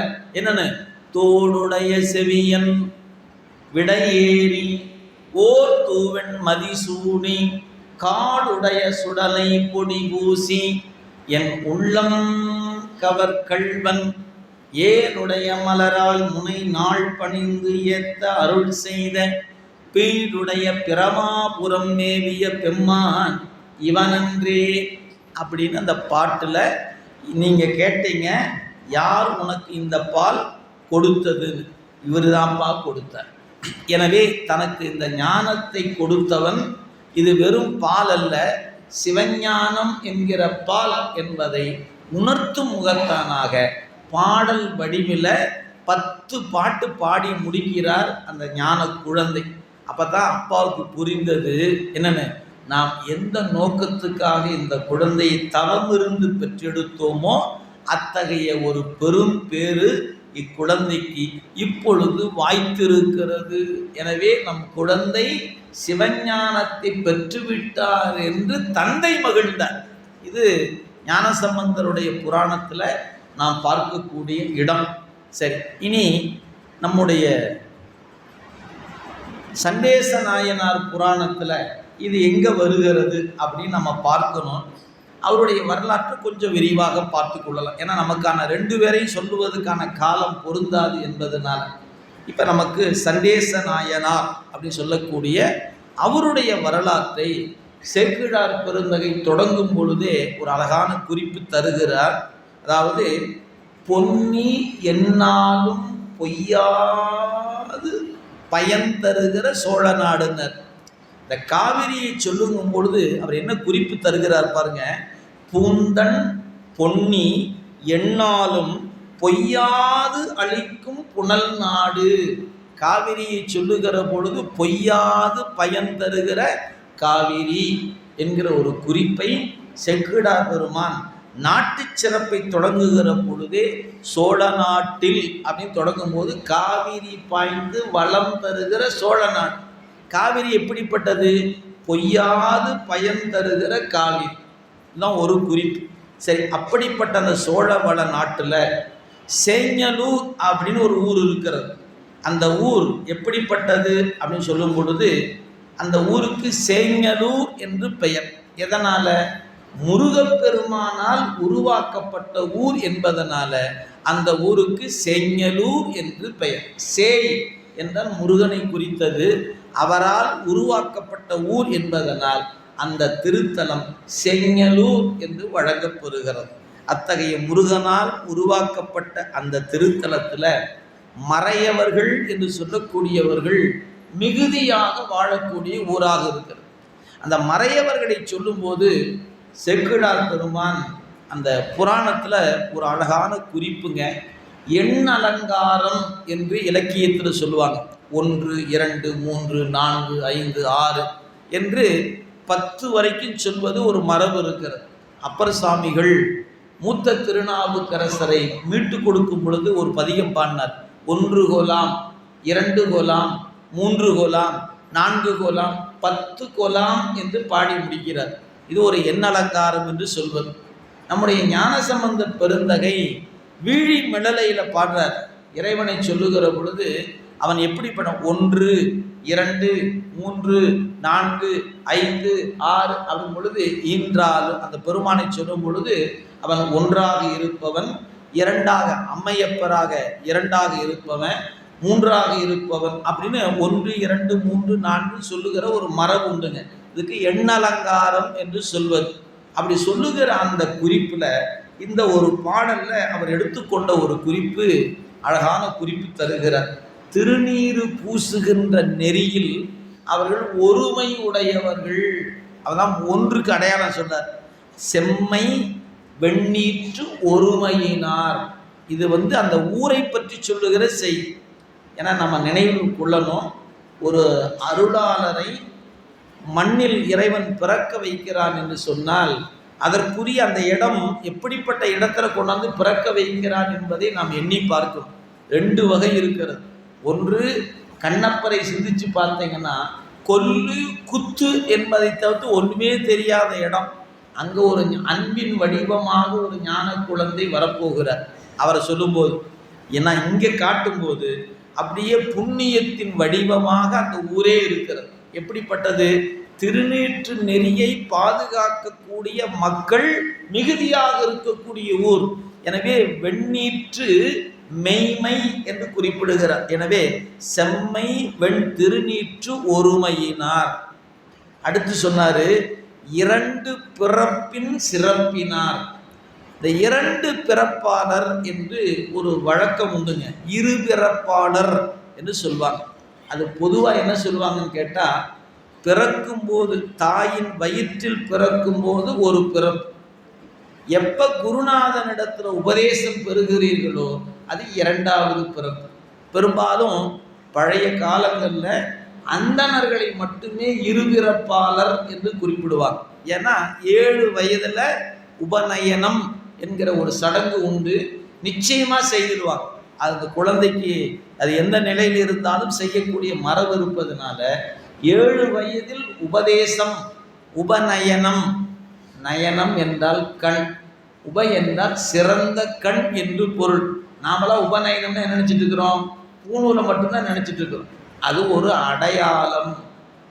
யார் பூணூல் போட்டிருக்கிறாங்களோ அவங்கள பார்த்தா நீங்கள் என்ன தெரிஞ்சுக்கணும், இவர் ஒரு குருநாதனிடம் உபதேசம் பெற்றிருக்கிறார் என்பதற்கு அடையாளம், அவ்வளோதான். எப்படி நெற்றியில் திலகம் இடும்போது உச்சியில் ஒரு குங்குமம் வைத்திருந்தால் இவர் திருமணம் ஆனவர் என்று அடையாளத்துக்கு ஒன்று வைக்கப்படுகிறதோ, அதுபோல இந்த பூநூல் அணிந்திருந்தால் அவருக்கு என்ன அடையாளம் கேட்டால் ஒரு குருநாதனிடம் இவன் மந்திர உபதேசம் பெற்றிருக்கிறான் என்று பொருள். இன்னைக்கு அது சடங்காவே போயிடுச்சு. அது கொடுக்கப்பட்ட நோக்கம் என்னன்னா, இவன் ஒரு உபதேச மந்திரத்தை பெற்றிருக்கிறான். எனவே தாயின் கருவுக்குள் இருந்து வந்த பிறப்பு ஒரு பிறப்பு, உபதேசம் பெற்றது இரண்டாவது பிறப்பு. எப்ப இறைவன் திருவடியை சிந்திக்கிற அறிவு வாய்க்கிறதோ அப்போதுதான் பிறந்தோம் என்று நம் சமயம் சொல்லுகிறது. எல்லாருக்கும் இது உடன்பாடா இருக்குமான்னு தெரியாது. ஆனால் சுந்தரமூர்த்தி சுவாமிகள் திருக்கொடுமுடி தேவாரத்தில் பதிவு செய்கிறார். மற்று பற்றெனக்கின்றி நின் திருப்பாதமே மனம் பாவித்தேன். மற்று பற்றெனக்கின்றி நின் திருப்பாதமே மனம் பாவித்தேன். பெற்றலும் பிறந்தேன். எது? உன் திருவடி தாமரைகளை பாவிக்கிற மனத்தை நான் பெற்றேன். எப்போது பெற்றேனோ அப்போது பிறந்தேன். ஆனால் நாமெல்லாம் பிறந்தேன் பிறந்தேன் என்று பிறந்த நாள் கொண்டாடிட்டு இருக்கிறோம். எல்லாம் 50, 60, 70 எல்லாம் கொண்டாடுகிறோம். எதுக்கு கொண்டாடுனே தெரியல, கொண்டாடிட்டு இருக்கிறோம். எப்ப பிறந்ததை உணர வேண்டும் என்றால் இறைவனுடைய திருவடிகளை வணங்குகிற அறிவு வாய்த்திருந்தால், அதுவும் ஒரு குருநாதன் வழியாக மந்திர உபதேசத்தை பெற்றிருந்தால் தான் நீங்க பிறந்த பிறப்புக்கு அடையாளம். இல்லைன்னா ஒரு பிறப்பாளர் தான், இருபிறப்பாளர் அல்ல. அப்ப இருபிறப்பாளர் யாரை சொல்லலாம்? யாரெல்லாம் குருநாதனிடத்துல உபதேசம் பெறுகிறார்களோ அத்துணை பேரும் இருபிறப்பாளர் தான். எனவே ஒரு காலத்தில் அது ஒரு மரபுக்குரியதாக இருந்தது. ஆனால் இன்றைக்கு யாரெல்லாம் குருவிடத்தில் தீக்கை பெறுகிறார்களோ, உபதேசம் பெறுகிறார்களோ, அவர்கள் அனைவருக்கும் அது பொருந்தும் என்பதை நினைவில் வைத்துக் கொள்ளுங்க. எனவே அதை சொன்னாரு, இரு பிறப்பின் சிறப்பினர். அடுத்த வரி சொன்னாரு, மும்மை தழல் ஓம்பிய நெறியாளர். அவங்க வளர்த்தக்கூடிய நெருப்பு வேள்வி என்று பெயர். யாகம் வளர்த்துதல், வேள்வி செய்தல் அப்படின்னு சொல்லுகிறோம். அந்த வேள்வி என்று செய்யப்பெறுவதை 3 வகையாக செய்யப்பெறுவது அப்படி பிரிப்பாங்க. அந்த 3 வகை என்பது அவங்க அமைக்கிற குண்டத்தை பொறுத்து பெயர் மாறுபடுங்க. சதுர குண்டம் அமைத்தல், வட்ட குண்டம் அமைத்தல், அரைச்சந்திர வடிவத்தில் குண்டம் அமைத்தல், இப்படி ஒரு 3 வகையாக உண்டு. அப்படி 3 வகையாக செய்யும் பொழுது அதை 3 பேர் சொல்லிடுவாங்க. ஆகவனியம், தட்சிணாக்கினி என்று அதுக்கு வேறு வேறு பெயர்கள், அது வடமொழியில் சொல்லப்பெறுகிற அந்த பெயர்கள் சொல்வதும். அப்போ வட்டக்குண்டத்தில் எரியோம்புதல், அதுக்கப்புறம் சதுரமாக சொல்லக்கூடிய நாற்கோணத்தில் வெறியோம்புதல், பிறகு அரைச்சந்திர வடிவத்தில் எரியோம்புதல்னு பேர். நீங்கள் சைவ சித்தாந்தம் படிச்சீங்கன்னா உண்மை விளக்குன்னு ஒரு நூல் இருக்கிறது. அந்த நூலில் 5 பூதத்துக்கும் 5 வடிவம் சொல்லப்பட்டிருக்கு. நிலம் நாற்கோணம், நீர் அரைச்சந்திர வடிவம், நெருப்பு முக்கோணம், காற்று அறுகோணம், ஆகாயம் வட்டம். இதுதான் 5 குண்டம் போடும்போது இது 5 இருக்கும். எங்கேயாவது சிவாலயங்களில் 5 குண்டம் அமைத்து வேள்வி நடக்கிற இடத்துக்கு போய் பார்த்தீங்கன்னா அந்த நடுவில் இருக்கக்கூடிய கலசத்தை சுற்றி வைக்கும் பொழுது 5 வகையான குண்டம் போடும் பொழுது 5 வடிவத்தில் இருக்கும். அது வேற ஒன்றும் இல்லை, 5 பூதத்தை குறிக்கும். நிலம், நீர், நெருப்பு, காற்று, ஆகாயம் என்கிற 5ஐயும் குறிக்கக்கூடியது. எனவே 5 குண்டம் அமைப்பு. இவர்கள் 3 வகையான வேள்வி செய்யப்பெறுகிற வேள்வி என்பதனால அதுக்காக 3 முத்தழல் என்று சொல்லக்கூடிய மும்மை தழல் ஓம்புகின்ற நெறியாளர் அப்படின்னாங்க. 4 வேதம் முறை பயின்றவர்கள், திருநீற்று ஒருமையினார், இருபிறப்பாளர், 3 வகையான வேள்வி செய்பவர்கள், 4 மறையை கற்றிருப்பவர்கள். அடுத்தொரு சொன்னாரு, 5 புலன்களை தங்கள் பின் செல்லுமாறு செலுத்துபவர்கள். நாமெல்லாம் புலன் வழி போகிறவங்க, அவங்க வழி புலன் போகுமா? நாமெல்லாம் கால் போன போக்கில், மனம் போன போக்கில், கண் போன போக்கில் நாம் போகிறவங்க. அவங்க அப்படி இல்லை, இதை பாருனா தான் அது பார்க்கும், இதை கேளுனா அது கேட்கும். இப்படி அந்த பொறிகளை, புலன்களை, அடக்கி வைத்திருக்கக்கூடிய ஆற்றல். எதனால? மேலே சொல்லப்பட்ட ஒருமை நெறியாலும் இருபிறப்பாலும் முத்தழல் ஓம்புதலாலும் நான்மறை கற்றிருப்பதாலும் அவர்களுக்கு ஐம்புலனை நெறிப்படுத்துகிற ஆற்றல் அவர்களுக்கு வாய்க்கப் பெற்றிருக்கிறது. எனவே அவர்கள் ஐம்புலனும் பின் செல்லும் தகைமையார் என்று குறித்திருக்கிறார். அது மட்டும் இல்ல, அரு தொழிலின் மெய்மை ஒழுக்கம். அவங்க தொழில் 6 தொழில்னர். அவங்க தொழில் 6 தொழில். என்ன 6 தொழில்? கற்றல், பிறரையும் கற்குமாறு செய்தல். கேட்டல், பிறரும் கேட்குமாறு செய்தல். அடுத்தது ஏற்றல், ஈதல். மொத்தம் 6 செயல்ங்க. இந்த 6ம் வேதியருக்கு உரியது என்று பதிவு செய்கிறார் சேக்கிழார் பெருந்தகை. எனவே முதல்ல நாம் கற்கணும். நாம் கற்றா போதாது, பிறரையும் கற்க செய்யணும். அடுத்தது நாம் இதுபோல் வேள்வியில் உட்காந்துக்கிட்டு நல்லா பேசுனாங்க, நல்லா கேட்டோம், 30 நாள் கேட்டோம் அப்படி நாம் கேட்டால் பத்தாது, பிறரையும் கேட்க வைக்கணும். அதுக்கு பேர் தான் ஞான வேள்வின்னு பேர். கேட்டல், அதுக்கு பேர் வேட்டல் என்று பேர். பிறரையும் வேட்பித்தல். எனவே நாம் கேட்கணும், பிறரையும் கேட்க செய்யணும். அதுக்கப்புறம் கொடுக்கவும் செய்யணும், வாங்கவும் செய்யணும். ஈதல், ஏற்றல்னு பேருங்க. இந்த 6 தொழிலும் அந்தணருக்கு உரியது. மறந்துடாதீங்க. நாமெல்லாம் ஒரு கருத்தை மனதுக்குள்ளே வச்சுட்டே இருக்கிறோம். என்ன தெரியுங்களா? இந்த அந்தணர்கள் என்றால் வாங்குவதற்கே என்று பிறந்திருப்பவர்கள், அவங்க கொடுக்கறதுக்கெல்லாம் இல்லை அப்படின்னு தவறாக நினைச்சிட்டு இருக்கிறோம். நூல் சொல்லுகிறது, அவர்களுக்கும் கொடுக்கிற அதிகாரத்தை அவருடைய ஒழுக்க நெறிகளில் ஒன்று வாங்குதலும் உண்டு, கொடுத்தலும் உண்டு. இந்த 6 செய்தால்தான் அறுதொழில் புரிகின்ற அந்தணர்கள். பாட்டு நீங்க படிச்சு பார்த்தீங்கன்னா தெரியும். அறுதொழில் புரியும் அந்தணர் என்று குறிக்கும் பொழுது அந்த 6 என்பது இந்த 6ஐயும் குறிக்கிறது என்பதை வியாகரணம் என்கிற விளக்க உரை எடுத்து படிச்சு பாருங்க, நீங்க பார்த்து கொள்ளலாம். எனவே அறு தொழில் புரிகின்றவர்கள். அடுத்தது அவங்க ஒழுக்கம் மெய்மை ஒழுக்கம் பூண்டதனால 7 உலகம் போற்றுகின்ற சிறப்பினர்கள். இப்போ இந்த 1ல் தொடங்கி 7 வரைக்கும் கொடுத்துருக்கிறாங்க. இப்படிப்பட்ட மறையவர்கள் மிகுதியாக இருக்கக்கூடிய ஊர் அந்த செஞ்சலூர் என்று சொல்லப்பெறுகிற ஊர். அந்த ஊரில் ஒரு மறையவர்களில் ஒருத்தர் இருக்கிறார். அவனுடைய பெயர் எச்சதத்தன் என்று பெயர். இந்த ஊரை பற்றி சொல்லும் பொழுது சேக்கிழார் பெருமான் இன்னொரு அழகான ஒரு குறிப்பு தருகிறார்.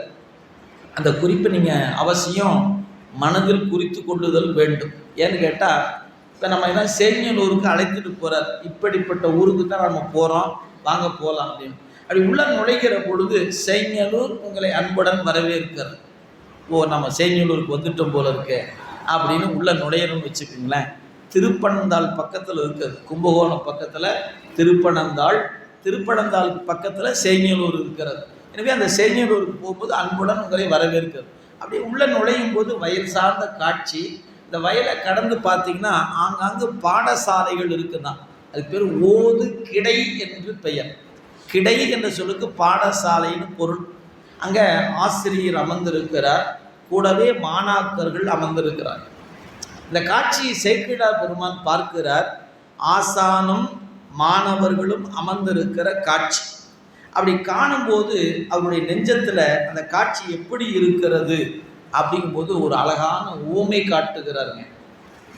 சேக்கிழாரை போல இப்படி ஒரு ஊமையை வேறு யாரும் காட்டியதாக தெரியல. நீங்களாம் நிறைய கேட்டிருப்பவர்கள், எங்கேயாவது புத்தகத்தில் இருந்துன்னா நீங்கள் எடுத்து சொல்லலாம். என்ன சொல்கிறார் அவர்? இந்த ஆசிரியனும் மாணவர்களும் இதை எப்படி சொல்வது உண்டு அப்படின்னு கேட்டால், பெரும்பாலும் ஆசிரியரை சொல்லுகிற பொழுது சூரியன் என்று சொல்வதுதான் மரம். ஞான சூரியன், ஞான சூரியன் என்று தான் சொல்லுவது மரம். எல்லா நூலும் சைவத்திலேயே மெய்கண்டாரை ஞான சூரியன் என்று குறித்திருக்கிறார். இப்படி பல இடங்கள் உண்டு. ஞான சம்பந்தரை, நாவுக்கரசரை சொல்லும் போதெல்லாம் சூரியன் சொல்வாங்க. ஆனால் இந்த இடத்துல வரும்போது சேக்கிழார் என்ன காட்டுகிறார்? அப்படி ஆசிரியர் அமர்ந்திருக்கிறார், கீழே மாணவர்கள் அமர்ந்திருக்கிறாங்க. அந்த காட்சி எப்படி இருக்குன்னா, ஒரு முழு நிலவை நட்சத்திர கூட்டங்கள் சூழ்ந்திருப்பது போல் இருக்கிறதுன்னு காட்டினார். இது என்னையா அது?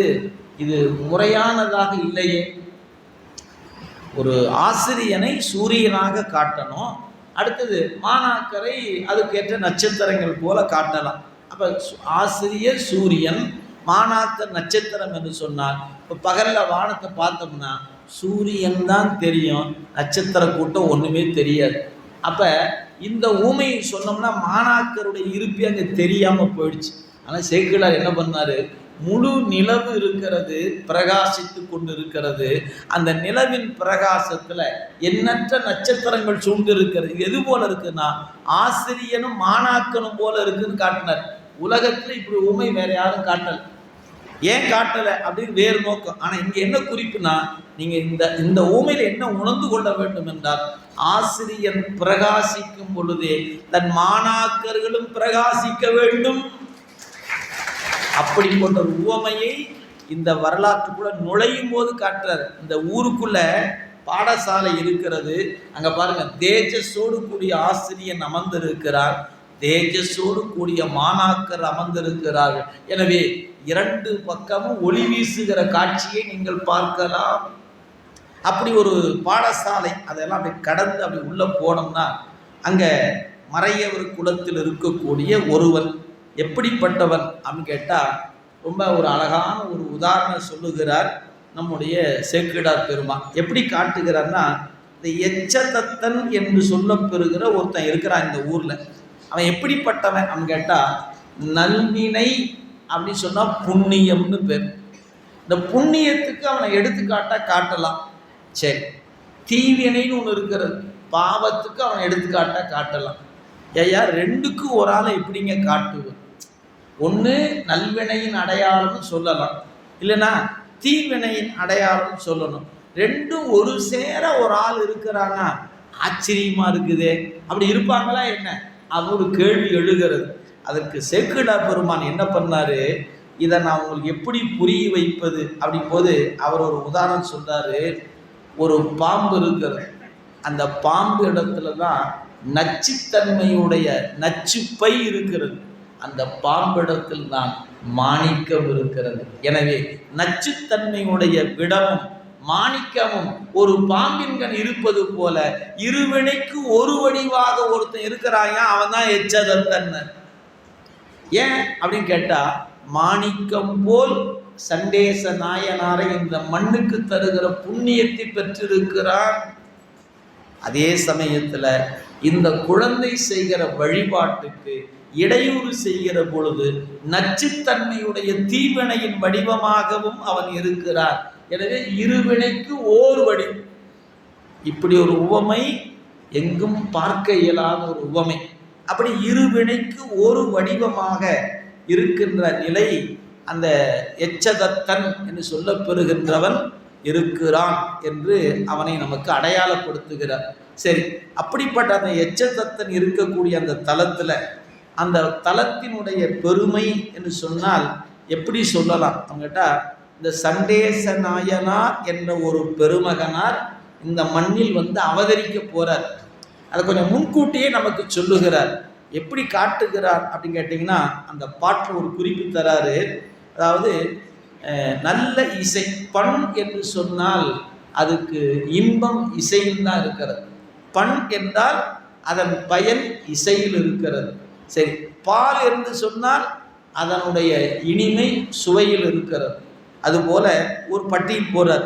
பண்ணின் பயனா நல் இசையும், பண்ணுக்கு பயன் நல் இசை. சரி, பாலுக்கு பயன் இன்சுவை.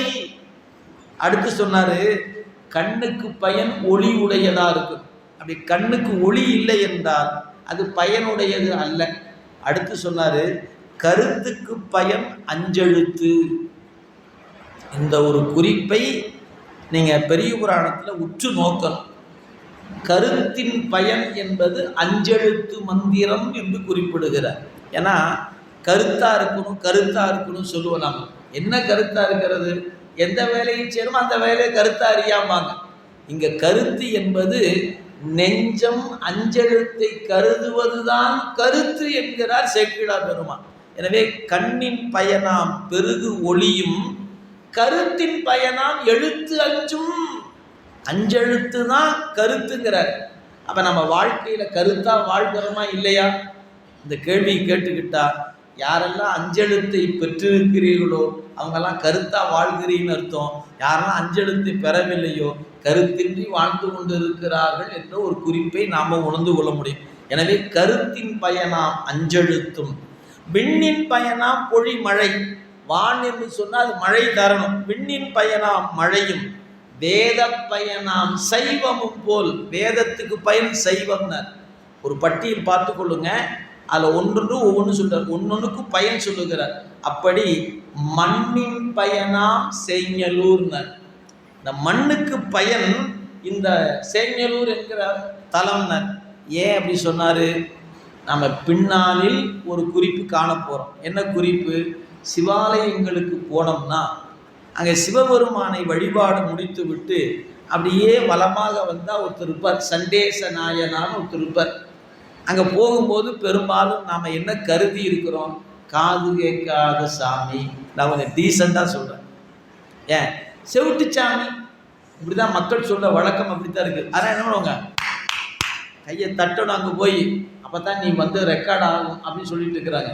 எவ்வளோ ஒரு தவறான செய்தியை சொல்லி கொண்டு இருக்கிறோம் தெரியுமா? அவர் காது கேளாதவர் அல்ல, எப்போதும் சிவத்தையே சிந்தித்து கொண்டிருக்கின்ற ஒரு அருளாளர். அவரை போய் வணங்கணும். நீங்கள் அவரை வணங்கலைன்னா சிவாலய வழிபாடு செய்தது நிறைவு பெறாது.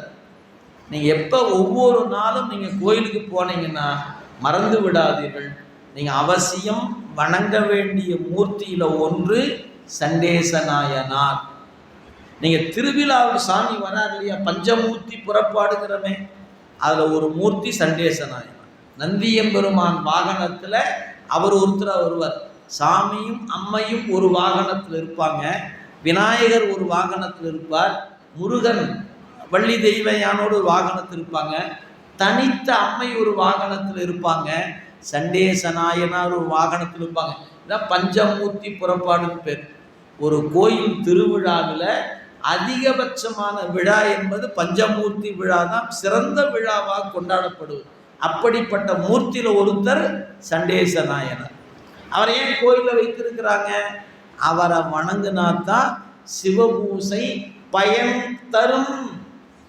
நீங்கள் ஆன்மார்த்த வழிபாடாக இருந்தாலும் சிவபூசை செய்கிற அன்பர்கள் தங்கள் வீட்டில் தனக்குன்னு ஒரு ஆன்மார்த்த மூர்த்தி வைத்திருப்பார்கள். அந்த ஆன்மார்த்த மூர்த்தியை பூசிப்பதாக இருந்தாலும் கூட அதிலேயும் சண்டேசர் வழிபாடு உண்டு. பராத்த வழிபாட்டுக்கு போனீங்கன்னா அங்கேயும் சண்டேசர் உண்டு. அப்ப இந்த மண்ணுக்கு பயன் யார்? இதோ இவர்தான் மண்ணுக்கு பயன் என்ற ஒரு குறிப்பை புராணம் தொடங்கும் போதே காட்டுகிறார் சேக்கிழார் பெருந்தகை. சரி, அப்படிப்பட்ட அந்த எச்ச தத்தனுக்கு தூய்மையே வடிவமாக ஒரு மனைவி அமைந்தாங்க. பவித்திரை என்ற அம்மையார் பெயர். அவங்க இறைவனை வேண்டி அவருக்கு ஒரு ஆண் குழந்தை பிறந்தாங்க. அந்த குழந்தைக்கு விசார சருமனார் என்று ஒரு பெயர் வைத்தார்கள். அந்த குழந்தை வளர்ந்து வருகிறார். 3 வயது, 4 வயது, 5 வயது ஆகும் பொழுதே அந்த குழந்தையினுடைய அறிவு பிரகாசம் அவங்க பெற்றோர் வியந்து போகிற அளவுக்கு அறிவு திறன் இருக்கிறது. அதை சேக்கிழார் எப்படி சொல்லுகிறாரு? இப்போ ஒரு பூ இருக்கிறது, மலர்வதற்கு முன் அப்படின்னு ஒன்று சொல்கிறோம் பாருங்க.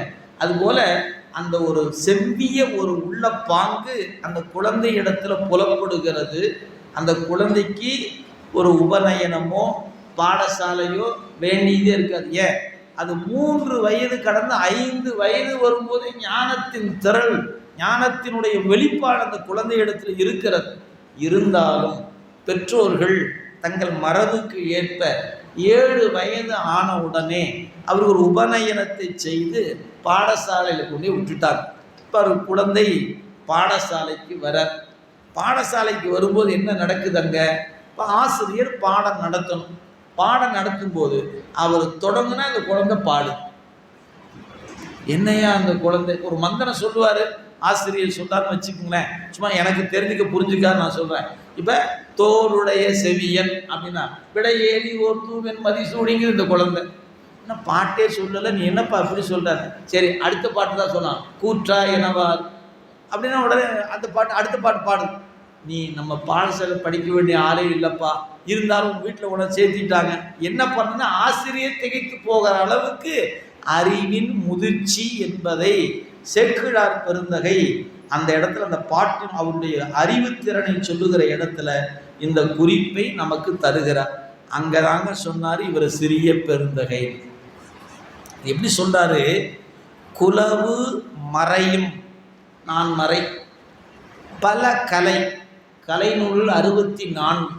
எனவே பல்வேறு வகையான கலை நூலாகட்டும் அல்லது நான் மறையாகட்டும், எனவே குலவு மறையும் பல கலையும் கொளுத்துவதன் முன், ஆசிரியர் சொல்ல தொடங்குனா அவர் சொல்லிட்டு இருக்கிறார். கொளுத்துவதன் முன் சொல்லு பாருங்க, நாம் அன்னைக்கு சொல்கிறோம் இல்லையா, கொளுத்தி விட்டாயா பற்ற வச்சுட்டாயா அப்படிங்கிறமா இல்லையா, இதை 12ஆம் நூற்றாண்டு சொல்ல பயன்படுது. ஆசிரியர் இப்படி பற்ற வைக்கிறதுக்கு முன்னாடி அங்கே பத்துதாங்க, என்னையா அது என்ன பக்கத்திலே கொண்டு போல பத்திக்கிட்டு எரியுதேனார். கொளுத்துவதன் முன் கொண்டு அமைந்த நிலவும் உணர்வின் திறம் கண்டு, இந்த குழந்தையினுடைய அறிவாற்றலை கண்டு ஆசிரியர் பெருமக்கள் வியந்து நிற்கிறாங்களாம். அந்த குழந்தை என்னையா பெற்றிருக்குது அப்படி அப்படிங்கும்போது ஒரே ஒரு வரி சொல்லுகிறார் சேக்கிழார் பெருமான். என்ன தெரியுங்களா? அதாவது அந்த உணர்வு எப்படிப்பட்ட உணர்வு அப்படிங்கும்போது அந்த குழந்தையின் ஆற்றலை சேக்கிழார் ஒத்த வரியில காட்டும்போது சொன்னாரு, அழகில் கலையின் பொருட்கு எல்லை ஆடும் கழலே. 64 கலை, இந்த கலை நூலுக்கு எல்லாமே ஒரு முடிவுன்னு ஒன்று இருக்கணும். ஒரு கலை நூல் அப்படி சொன்னால் அந்த அந்த கலையை பற்றி சொல்லுகிறது. அந்த கலைக்கு எது சிகரம், அந்த கலைக்கு எது முடிவு அப்படின்னு கேட்டால் ஆடும் கழலேன்னர். இந்த வரியை நல்லா நினைவு வைத்துக் கொள்ளுங்க. அழகில் கலையின் பொருட்கு எல்லை ஆடும் கழலே அப்படின்னு அர்த்தம். தில்லையில் ஆடுகிற பெருமானுடைய திருவடி தான் கலையினுடைய முடிந்த இடம். அப்படின்னா என்ன பொருளியா, எங்களுக்கு புரியுற மாதிரி சொல்லுங்களேன் அப்படின்னு சொன்னீங்கன்னா, ஒரு ஓவியன் என்று சொன்னால் சிவபெருமானை வரையாம அந்த ஓவிய கலை முற்றும் பெறாது. நான் ஒரு பாடகன் அப்படின்னு வச்சுக்கிட்டா, நான் சிவபெருமான பாடலைன்னா என் பாடல் ஞானம் முற்று பெறாது. நான் ஒரு சிற்பி, சிவபெருமானை வடிக்கவில்லை என்றால் என் கலை முற்று பெறாதுன்னு அர்த்தம். நீங்கள் 64 கலை என்று சொல்லக்கூடிய ஒவ்வொரு கலையும் அதனுடைய முடிவு என்பது எங்க நிற்கிறதுன்னா, ஆடுகிற பெருமான தொடலைன்னா நீ கலையில் முற்று பெறவில்லை என்று பொருள். இதை சொல்லுகிறார் சேக்கிழார் பெருமான். அதனால பின்வந்தவங்க சொன்னாங்க, அதாவது சிவத்தை பேணுதல் தவத்துக்கு அழகுன்னாங்க. சிவத்தை பேணுதல் தான் தவத்துக்கு அழகு அப்படின்னு சொன்னாங்க. அதனால் பின்னாடி ஒரு சினிமா கவிஞன் போல பின்வந்த கவிஞன் சொல்லுவாங்க. இப்போ ஒரு கவிஞன் என்று சொன்னால் ஒரு நடைமுறை ஒன்று இருக்குது. நிலவை பாடாத கவிஞன் இல்லை, நிலவை பாடாதவன் கவிஞன் இல்லை. எந்த கவிஞன் வேணால் எடுத்துக்கொள்ளுங்களேன். நீங்கள் சினிமா பாட்டு எடுத்தாலும் சரி, சங்க இலக்கியம் எடுத்தாலும் சரிங்க, நிலவை பாடாத கவிஞர்கள் இல்லை, நிலவை பாடாதவன் கவிஞன் இல்லை. அதே போல் அப்படியே எடுத்து பொருத்தி பார்த்தீங்கன்னா, சிவத்தை நீங்கள் தொழலைன்னா அந்த தவம் என்ன ஆகாது, நிறைவு பெறாது என்பதை எப்போது உணர்கிறார்? 7 வயதில் உணர்கிறார் விசார சருமனார் என்கிற ஒரு சிறிய குழந்தை. அவர் வயது தான் குழந்தை, அறிவு எப்படிப்பட்ட அறிவாக இருக்குது? அவர் தான் எல்லா கலைக்கும் முடிந்த முடிவாக இருக்கிறார் என்பதை 7 வயதில் உணர்ந்து விட்டார். இன்னைக்கு நமக்கு 70 ஆனாலும் உணர முடியும். நம்ம என்ன, நம்மெல்லாம் உணர்ந்துட்டுமா என்ன? கலையின் முடிவு இறைவன் ஒருவன் தான் என்று ஏற்றுக்கொள்கிற இடத்துல இருக்குமா? இல்லையே. இன்னும் கடவுள் இருக்கிறாரா?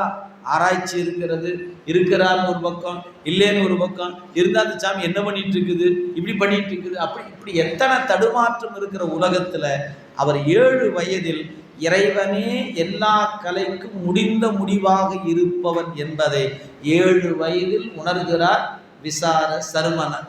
இப்படி உணர்ந்து இருக்கக்கூடிய நிலையில பாடசாலைக்கு போயிட்டு இருக்கிறார். ஒரு நாள் இவர் வழக்கமாக போகும்போது அந்த ஊரில் இருக்கக்கூடிய பசுக்களை மேய்க்கக்கூடிய இடையன் என்று சொல்லக்கூடிய ஒருவன் பசுக்கூட்டத்தை அழைத்து கொண்டு போகிறான். அப்போ சமீபத்தில் கன்றை ஈன்றிருக்கிற ஒரு தாய் பசு வரமாட்டேன் என்று சொல்லி கொஞ்சம் அடம் பிடித்து கொண்டு இருக்கிறது. இவன் பார்த்த அந்த இடையன் என்ன பண்ணுறான், தன் கை இருக்கிற கோல் கொண்டு அந்த பசுவை ஓங்கி அடிக்கிறான். அந்த காட்சியை பார்த்த உடனே இந்த விசார சருமனாருக்கு பதைவதைப்பு ஏற்பட்டு விட்டது. நேராக வேகமாக ஓடுனாரு. அந்த இடையனை தடுத்து நிறுத்திட்டு, நீ என்ன செய்து கொண்டு இருக்கிறாய், இது என்னன்னு தெரியுமா உனக்கு அப்படின்னு கோபமாக போய் தடுக்கிறார். அவன் திகைத்து போய் நிற்கிறான். நான் ஒன்றும் பண்ணலையே சாமி, இது மேய்ச்சலுக்கு வரமாட்டேங்குதுன்னு நான் அதை அழைச்சிட்டு போகிறேன். அப்போ தான் சொன்னார், இந்த பசுக்கள் என்பன எத்தகையவை அப்படின்னு சொல்லும்போது, உலகத்தில் இருக்கிற புண்ணிய தீர்த்தங்கள் எல்லாம் அதனுடைய கோசலம் என்ற ஒன்றில் பொருந்தி இருக்கிறது. 30 முக்கோடி தேவர்கள் என்று சொல்லுகிற தேவர்கள் எல்லாம் பசுவினுடைய உடம்பில் ஒவ்வொரு அங்கமாக இருக்கிறார்கள்.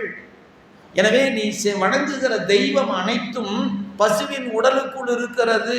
தீர்த்தங்கள் அனைத்தும் அந்த சலம் என்று சொல்லக்கூடிய கோசலத்தில் இருக்கிறது. அது மட்டுமல்ல, நம்ம வினையை நீக்குகிற திருநீற்றை தருகிற மூலம் அந்த பசு சாணம் அல்லவா, அந்த மூலமாக இருக்கக்கூடிய சாணத்தை தருகிற மூலமன்றோ, இதை போய் நீ அடிக்கலாமா அப்படின்னு கோபத்தோடு தடுக்கிறார். அடுத்து சொன்னார், அப்போனா காளமாட்டை அடிக்கலாமா, நீங்கள் பசுவுக்கு தான் அடிக்கூடாதுன்னு சொன்னீங்கன்னு. இல்லை, பெருமான் பெருமாட்டியோடு நாயன்மாருக்கு அருள் செய்ய வரும்போது இடப வாகனத்தில் தாயா வராரு. இறைவன் விரும்பி ஏறி வருகிற வாகனம் இடப வாகனம். எனவே இவற்றையும் நீ துன்புறுத்தக்கூடாது. அவன் பார்த்தான், சாமி என்னால் மாடெல்லாம் மேய்க்க முடியாது. ஏன் நீங்கள் சொல்கிற கண்டிஷனில் மாட்டெல்லாம் மேய்க்க முடியாது, நீ போ, நான் மேய்க்கிறேன் அப்படின்னு முடிவுக்கு வர. சிந்திச்சு பாருங்க, மேய்ச்சலுக்குரிய அந்த இடையன் இனி நான் பசுக்களை மேய்க்க முடியாது அப்படின்னு நின்ற பொழுது, நான் மேய்ப்பேன் என்று அந்த ஊருக்கு எல்லாத்தையும் அனுமதி வாங்குறார். ஏன், இடையன் மேய்க்கிறதுக்கும் அந்தன குலத்தில் பிறந்த சிறுவன் மேய்ப்பதுக்கும் வித்தியாசம் இருக்குமே, எப்படி அனுமதிப்பது? ஆனால் இவர் சொன்னார், நிச்சயமாக நான் நன்றாக மேய்க்கு கொடுப்பேனார். சரி, எல்லாரும் ஒருவாறு சம்மதித்தார். ஏன், சம்பளம் வாங்காத ஆள். எப்பவுமே இலவசம்னா எல்லாருக்கும் ஒரு விருப்பம் இருக்குத்தானே செய்யும். சரிட்டாங்க. இப்போ என்ன பண்ண, அந்த பசுக்களை எல்லாம் அழைத்து போனார். நல்ல நீர் பருக வைத்தார், நிழலில் ஓய்வெடுக்க வைத்தார், மரங்களில் உயரமான பகுதியில் பறித்து பறித்து வேண்டியவற்றில் அது கொடுத்தார். இந்த குழந்தை அந்த பசுக்களை பராமரிப்பதை பார்க்கும்போது அந்த பசுக்கள் எல்லாம் மகிழ்ந்தன. அது மகிழ்ந்ததுனால பால் பல மடங்கு பெருக்கி கொடுத்தது. இப்போ அந்தனர் வீட்டுக்கு வந்தால் அந்த வேள்வி சாலைக்கும் அவர்கள் பயன்படுத்துவதற்கும் பாலை பல மடங்கு பெருக்கி கொடுத்தன பசுக்கள். எல்லாருக்குமே மகிழ்ச்சி. பரவாயில்லையே, இடையன் மேய்ப்பதை விட இந்த அந்தன சிறுவன் மேய்த்ததுனால பயன் நமக்கு அதிகமாக கிடைத்தது என்று எல்லோரும் மகிழ்ச்சியோடு இருக்கிறாங்க. இப்படி இருக்கக்கூடிய நாட்களில் இந்த பசுக்களை இவர் பராமரிக்கக்கூடிய அன்பை கண்ட பசுக்கள் என்ன பண்ணுச்சான், இந்த தன் பட்டியல கட்டப்பட்ட கன்று இருக்கும் பாருங்க, அந்த கன்றை மறந்துட்டு இவரையே தன் கன்றாக கருதியன பசுக்கள். அது ரொம்ப அழகா சொல்லுவாருங்க. தன்னுடைய கன்று பட்டியில் இருக்கிறது, இவரோ மறை சிறுவர். இந்த மறை கன்றை தனது கன்றாக நினைத்து ஒவ்வொரு பசுக்களும் இவர் பக்கத்துல போய் தன் நாவினால் நக்கும் கணைக்கும் இப்படி செய்கிறது. அது ஒரு தன் மகிழ்ச்சியை வெளிப்படுத்துகிற பொழுது. இப்படி சில நாட்கள் கடந்து போன பொழுது ஒரு நாள் இந்த பசுக்கள் என்ன பண்ணுச்சு, இவர் அன்பாக இவர் பக்கத்தில் போய் கனைத்து நாவினால் நக்கிய பொழுது மடியிலிருந்து பால் சொறி. பார்த்தோன்னே இவருக்கு என்ன தோணுது, இந்த பசுக்கள் தானா பாலை சொரிகிறதே அப்படின்னு பார்த்தார். நாமளாக இருந்தால் என்ன பண்ணுவோம், நாளைக்கு ஒரு கேன் எடுத்துகிட்டு வந்தோம்னா, ஏன் வீட்டில் போய் அவங்க கறந்து விற்கிறது விற்றுக்கிட்டோம், நமக்கு ஒரு சைட் பிஸ்னஸ் ஆச்சு அப்படி நாமளாக இருந்தால் கருதி இருப்போம். ஆனால் அவருக்கு அதெல்லாம் தோணலை. ஏன், அவருக்கு படித்த வேதமும் அவர் படித்த ஞானமும் என்ன பண்ணுச்சு, இந்த பசு தானா பாலை சொரிய பார்த்தோன்னே ஆனால் இது பெருமானின் திருமஞ்சனத்துக்குரியதாக ஆயிடுச்சு. அப்போ சுவாமி என்ன உணர்த்துகிறார், என்ன உணர்த்துறாரு, பூசை பண்ணுன்னு சொல்றாரு அப்படின்னு. இந்த 7 வயது குழந்தைக்கு அறிவு கெட்டுது. எது, பால் தானா சொரிவதை பார்த்த உடனே இறைவன் நம்மை பூசை செய்யுமாறு உணர்த்துகிறார் என்று கருதியவருக்கு பூசைக்கு அவருக்கு ஒண்ணுமே இல்லை. இவருக்கு வேதம் தெரியும், ஆகமம் தெரியும், பூசை பண்றது தெரியும். ஆனா பூசைக்கு என்ன வேணும், எத்தனை வேணும் நமக்கு தானே தெரியும் இல்லைங்களா? சிவலிங்கம் வேணும், அதுக்கு சொம்பு வேணும், பஞ்சபாத்திரம் வேணும், உத்திரிணி வேணும், அதுக்கு எத்தனை வேணும் அதுபோக அபிஷேக திரவியங்கள் வேணும், முக்கியமாக தட்டு மணி எல்லாம் வேணும். இதெல்லாம் வேணுமா இல்லையா? சரி, இப்போ பாலை சொரியதை பார்த்தோன்னு என்ன பண்ணாரு அவர், அந்த மன்னி ஆறுன்னு அந்த ஆற்றின் பேர், மன்னி ஆற்றின் கரையில் சிவலிங்கத்தை வச்சார், ஒரு கருவறை அமைச்சார், அப்படியே நீடு சிவாலயத்தை கட்டி முடிச்சார். கோயில் கட்டி முடிச்சோடனே வேக வேகமாக போனார், அங்கே இருக்கிற ஆத்தி மரத்துடைய இலையை எடுத்துக்கொண்டார், பூக்களை எடுத்துக்கொண்டார், அதுக்கப்புறம் ஆங்காங்கு கடந்த மண் சொப்புகளை எடுத்துக்கொண்டார். நேராக வந்தார், ஒரு பசுமை இடத்துல ஒரு காம்பை ஒரு முறை மட்டுமே சொறிவது, அவ்வளோதான். ரெண்டாவது முறை குறிக்க மாட்டார், அப்படி ஒரு முறை இழுத்தார், எவ்வளவு வந்துச்சோ அவ்வளவு. அப்படியே ஒவ்வொரு பசுமை இடத்திலும் பால் பெற்றுக்கொண்டார். கொண்டு வந்து அமர்ந்து பெருமானை வேண்டி, ஏன் இதெல்லாம் அவர் படித்த ஆகமங்களும் வேதங்களும் அவருக்கு துணையாக இருந்துச்சு. பூசை பண்ண ஆரம்பிச்சிட்டார். பெருமானை தாவித்து, ஒரு அழகான குறிப்பு இருக்கிறதுங்க. இங்கே மண்ணி ஆற்றின் கரையில் சிவலிங்கத்தை நிறுவினார்னார். அது பேர் தாவித்தல் என்று பெயர், வடமொழியில் ஆவாகனம் என்று பெயர்.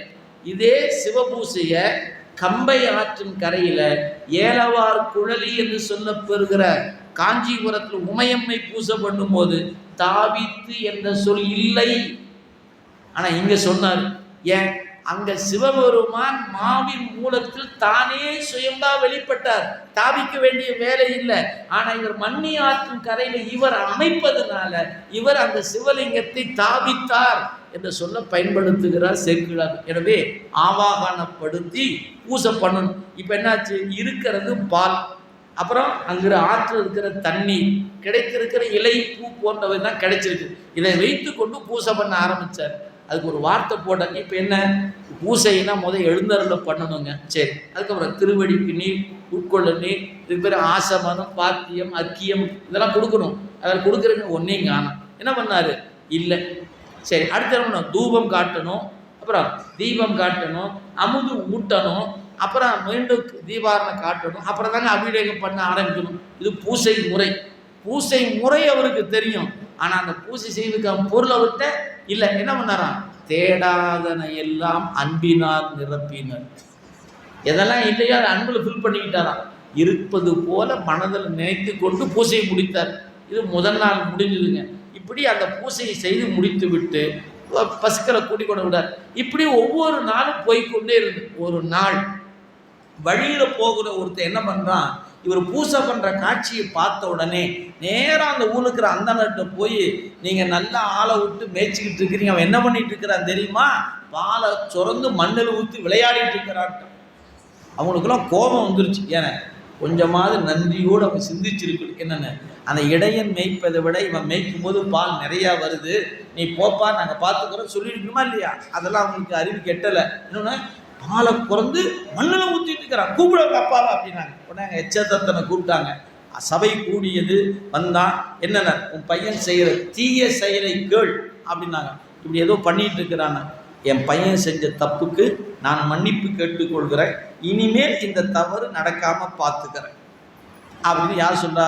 எச்சதத்தன் சொல்லுகிறான். சரி அப்படின்னு அவங்க என்ன பண்ணாங்க, சரி நீ இதுக்கு நான் நாளை இதுக்கு உண்மை சொல்லுறேன், பார்த்து விட்டு சொல்லுகிறேன், தவறு நடக்காமல் பார்த்துக்கிறேன்னா சரின்னு அந்த சபை விட்டுருச்சு. இரவு வீட்டுக்கு வந்தான், பையன்கிட்ட பேசவே இல்லை, அமைதியாக இருக்கிறான். அவர் பாட்டுக்கு அப்பா வழக்கமாக பேசவே இல்லையே. சரி திருவருள் அப்படின்னு அவர் பாட்டுக்கு வழக்கமாக காலையில் எழுந்து பசுக்களைலாம் அழைத்து கொண்டு மேய்ச்சலுக்கு வரார். இவன் கண்ணில் படாமல் அவன் மறைஞ்சு வந்தான். ஒரு மரத்து மேலே ஏறி போய் மேலே உட்காந்துக்கிட்டான். என்னெல்லாம் பண்ணுறான் பையன் பார்க்கலான்னு. இவர் கொஞ்சம் நேரம் ஆச்சு, அந்த உரிய பூசைக்குரிய நேரம் வந்துச்சு. இவர் அப்படியே கொண்டு வந்தார், பாலை கறந்தார், உட்கார்ந்தாச்சு, சிவலிங்கத்தை அமைச்சாச்சு, பூசைக்குரிய பொருளை அமர்ந்து பூசை பண்ண ஆரம்பிக்கிறார்.